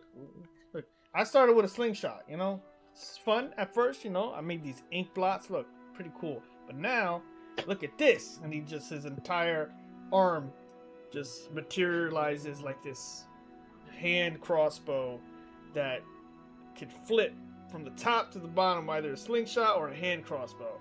And you guys, now I can do both at the same time or separately, and this side, and he just like, it basically just shows you like the Swiss Army knife of gauntlets. He's got a grappling hook in it. He's got a hand crossbow. He's got a slingshot. He's got a flashlight. He's got a shovel, but it's like a half shovel, but it's a pick. But it can extend and sharpen into a blade. And he's just going through the whole process. Like, or you could use a short bow, I guess. I really do love your invention, and I thought using this slingshot was actually very creative. But yeah, I do like my short bow. I don't want to just get rid of it. I basically just got it and spent a good amount of money on it, so I want to get my money's worth. But if you can think of some creative arrows that I can use on a short bow, I will be eternally grateful, or even pay you for the materials to have them made. Well, there was this really cool bow I saw at Nordic Mysteries, and it was this like bow that you could expend spell slots into it, so you could never miss. It's a really amazing, awesome design that the dungeon master might have made for one of the players requesting a magically enchanted item. It's really worth the amount of gold. Like, I know some things can be quite expensive, overall, but that's kind of the point. When we die, what are we gonna use all that gold for anyway? So I don't know. Maybe you could have, try something there. But if you want me to do something, I guess I could do something here. I have an exploding arrow if you want.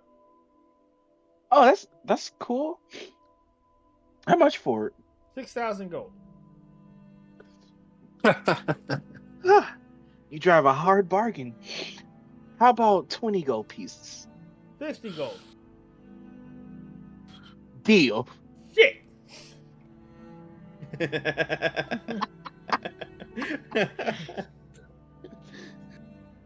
I just See Kavir if will we'll just hear take demon gold.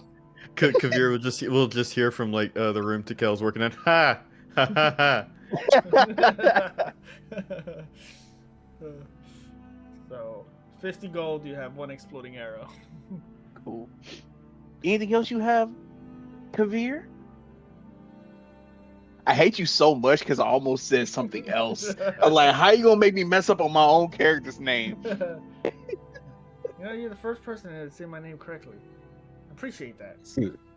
I got some other stuff. I got some flashbangs. I got some exploding small satchels.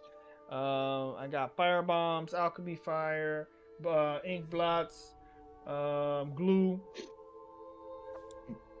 paper clips, big ones.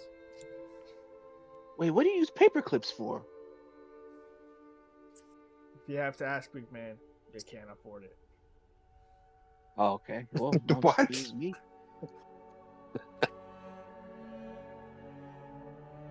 How much for the flashbangs? 75 gold a pop. Fortunately, I only have 2 left. I'll take one of them. And then how much for the fire? You said a firebomb? Yeah, firebomb. How much for that one? 10,000 gold pieces. I'll give you 30. 40. 35. Final offer. Spits in his hand. Offers it to you. Bet. Cool. 35. That's gross. So Why would you 75. even do something like that? And it gives you the vial. The flashbang and the. Gotcha. The flashbang 75 and and the fireball. 35. You know what, Kavir? I like you a lot. I'll be back to get more stuff from you. Whenever I return. Try to think of some more arrows. I think you will find a certain joy from expanding the mind of arrow tips. Not just on crossbows, but on bow and arrows as well. Everyone's a critic. He's And everyone, Addie just hears in her head, "Oh yeah, sure, I'm fucking just nothing here, you know." Just whatever." All right, so 1 flashbang. Flashbang, firebomb, And fireball. explosive arrow, I got that one. and the We just hear ire coming. of the We just DM. hear. We just hear coming from Addie. Granada. Grenade! Loud dynamite sound. Boom. All right, On let me check on off. every item you have, there's a trademark symbol at the bottom. KV. KV Enterprises. Oh, he's starting a business. Let's go. So, AVINC. hey. Cove Ink. Oh, even better, Cove Ink, because that's where he started. Uh-huh. Hey. Cove Ink. All right, thank you so much, Kavir. I hope to see you in the near future with your new inventions as well. I have a girlfriend. Turns around. And I'll walk back out. All right, with that. Actually, no. Can I watch? I just I'll be silent Gross. in the corner, just watching Gross. Takel. Yeah, he's gonna watch Perfect. Kavir and his new girlfriend. Sure, you can watch. I just watch. I'll be silent. You watch him do his enchantments and crafting. By the time midday comes, what you been up to, Ray? See if my shipment of potions come in. Yep, absolutely. Yeah, so just to see invisibility like everybody else is trying to do, and greater, and probably 2 regular healing potions, whatever all that Sure. gold-ish would be. That If I have anything left over, I was thinking of picking up caltrops, probably, and that's about it. Sure. Potions of greater healing are 200. Regular Yes. are 50. Yes. So you said 2 small and 1 greater. Yeah. So 300 gold there, and another 100 gold for the potion of sea invisibility. 400 total.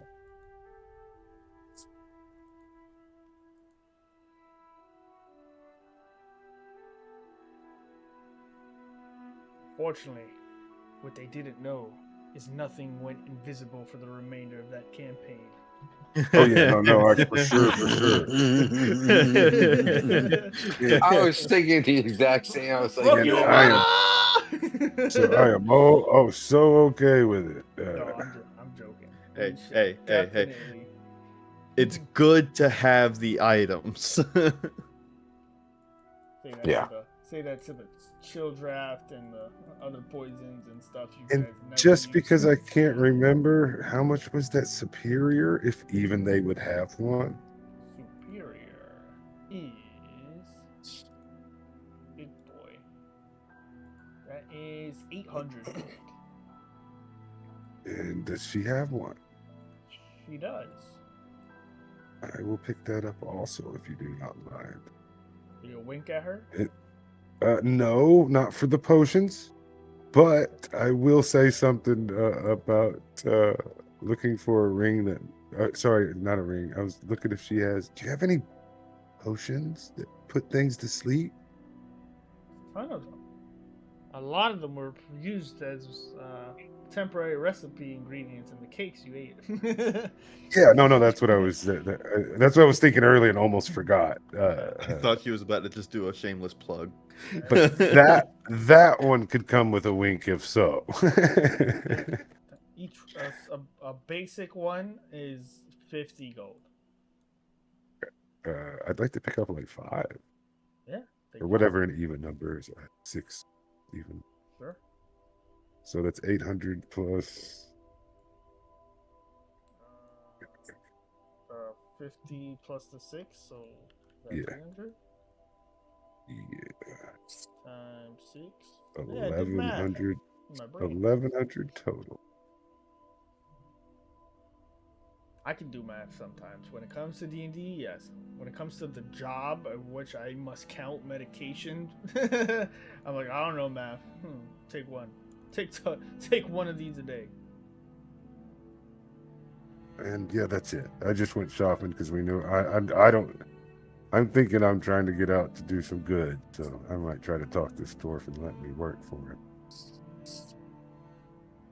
Which store? To make who? Work for who? This dwarf we may be talking to, if he needs some help in the army. Yes, potentially. If he's so rich. Yeah, I mean, yeah. He may not. Headed to the Crown Mountain. Might as well. Yeah. I can put my name up in the hat. So you want to talk to the commander, or you want to talk to the one in the Crown Mountain? Just want to be specific, just so I know. So most likely I'm gonna do it awkwardly talking to him, but Well, the female commander is the one you had the drinking competition with. That's what I was trying to get at. oh, You okay. want to talk to her, or I didn't catch that part. That she was actually one of the commanders. I just knew she had armor. I guess she is the commander. Yes. Head dwarf in charge. Yes. Then yes, I'd probably warn her before going. I should try to be smarter. Okay. So yes, you can definitely have a conversation. When you get there, she's just doing the daily activities of the day, handing out posts and patrol routes. You meet towards the keep, which is up in here, yonder. As you approach, she looks at you with a bit of a smile and a little bit of a blush, and like, looks like you came wandering into for a challenge, a rematch. Challenge rematch? Maybe in the keep. That's where we're Potentially. at. I know. When I get some time. Unfortunately, my day's pretty busy today. Got a lot of security that needs to get dealt with. Heard the second bell yet? The second bell's about to go off soon. How do you know about that? We're talking about it earlier today. I may have a meeting after the third bell today. Her eyes kind of go a little wider. So you are a member of the Obsidian Pact. Well, then my congratulations and respect are in order. Must be quite the sight, I imagine, seeing the Crown Mountain for the first time. It'll be quite the undertaking. Make sure you're prepared, and make sure you don't do anything to spoil the mood. You know, My armor's on. My armor's on. It shouldn't spoil the mood too much. For now. It gives you like a knowing look. Anyway, I do have a busy day, but maybe in the future we can figure out. I do have time between the two bells. Just saying, between 2 and 3. Fortunately, I don't at the moment, but I perhaps may see you. afterwards. I may see you later. Oh, you can count on it. What's the requirements of getting into your army? Distracted by books. Well, you have to be a dwarf.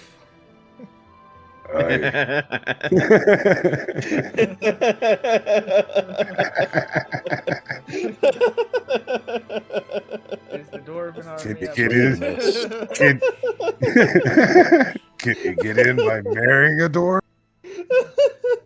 Unfortunately, no. We do have some jobs for those, the Fighters Guild is an extension of our work and stuff. We do have some mercenary work. Unfortunately, the standing dwarven army is kind of an exclusive Be thing. interesting to see you get into their bunkhouse and like work into their hall. It's like the movie I can Elf. fit. It's I like- can always fit into one size smaller. Yeah. It's a It's a trait. bugbear thing. It's a racial feature. I just see the movie Elf. I do too. Like Ray was They're Ray never really fit in the dwarven army. But, He always has a friend that casts reduce on him from the enlarge reduce spell, Yeah. and they just shave him to make him look like a dwarf. right? It's like Ray, how many iron ingots did you make today? 47. Oh. So, as you have a conversation, she offers you just, respect and gratitude and stuff. You're always welcome to work around and help on the patrols and stuff, but overall, to be an official dwarven member, you gotta be a dwarf, and potentially you're on your way there since you're headed to the Crown Mountain, so who knows, Sky's the limit, or... Ray comes back with papers that say he's an honorary dwarf. Now let me in. his new arc has begun. Yeah. I'm multi-classing, not into another class, into another race. Dwarf. He may have been your he may have been Maybe your barbarian. man, boy, but he wasn't your fighter. But he was oh, man. Too many references. Oh, man. May have been your furbog, but he wasn't your dwarf. Is he cool? Alright. Anyway.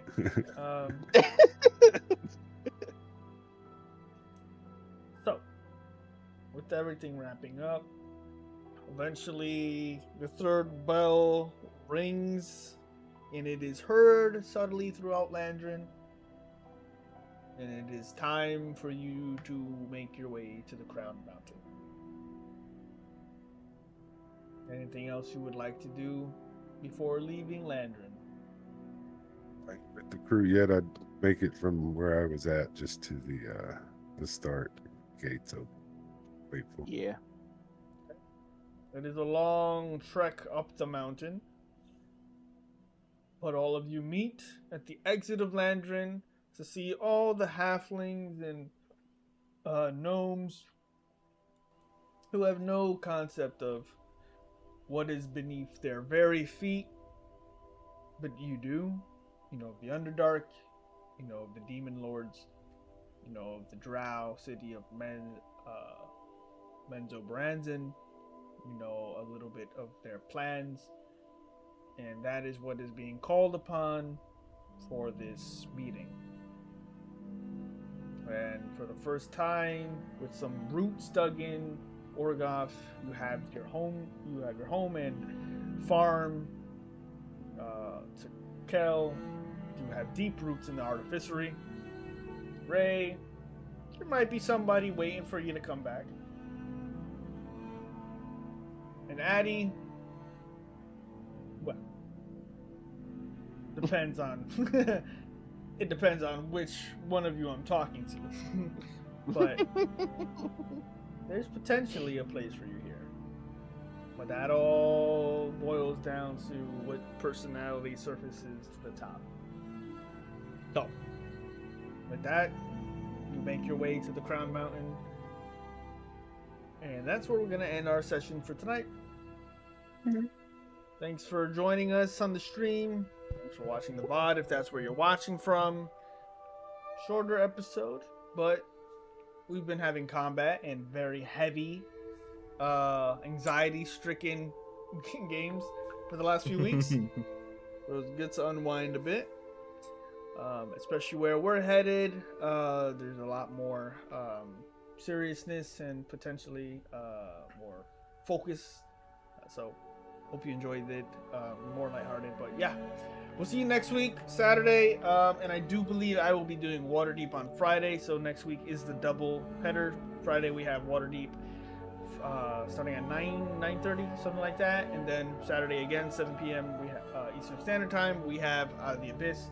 Catch some of the other streams where I'm playing Hunt and all that stuff. I have new songs actually being worked on, so I'm really hoping that, even though I keep saying it, more content will be out there soon, so look forward to that. Have a good night, and we'll see you next time. Peace. Good Bye. night. Peace out. Thanks. See ya. Yeah. Devil money. Devil money.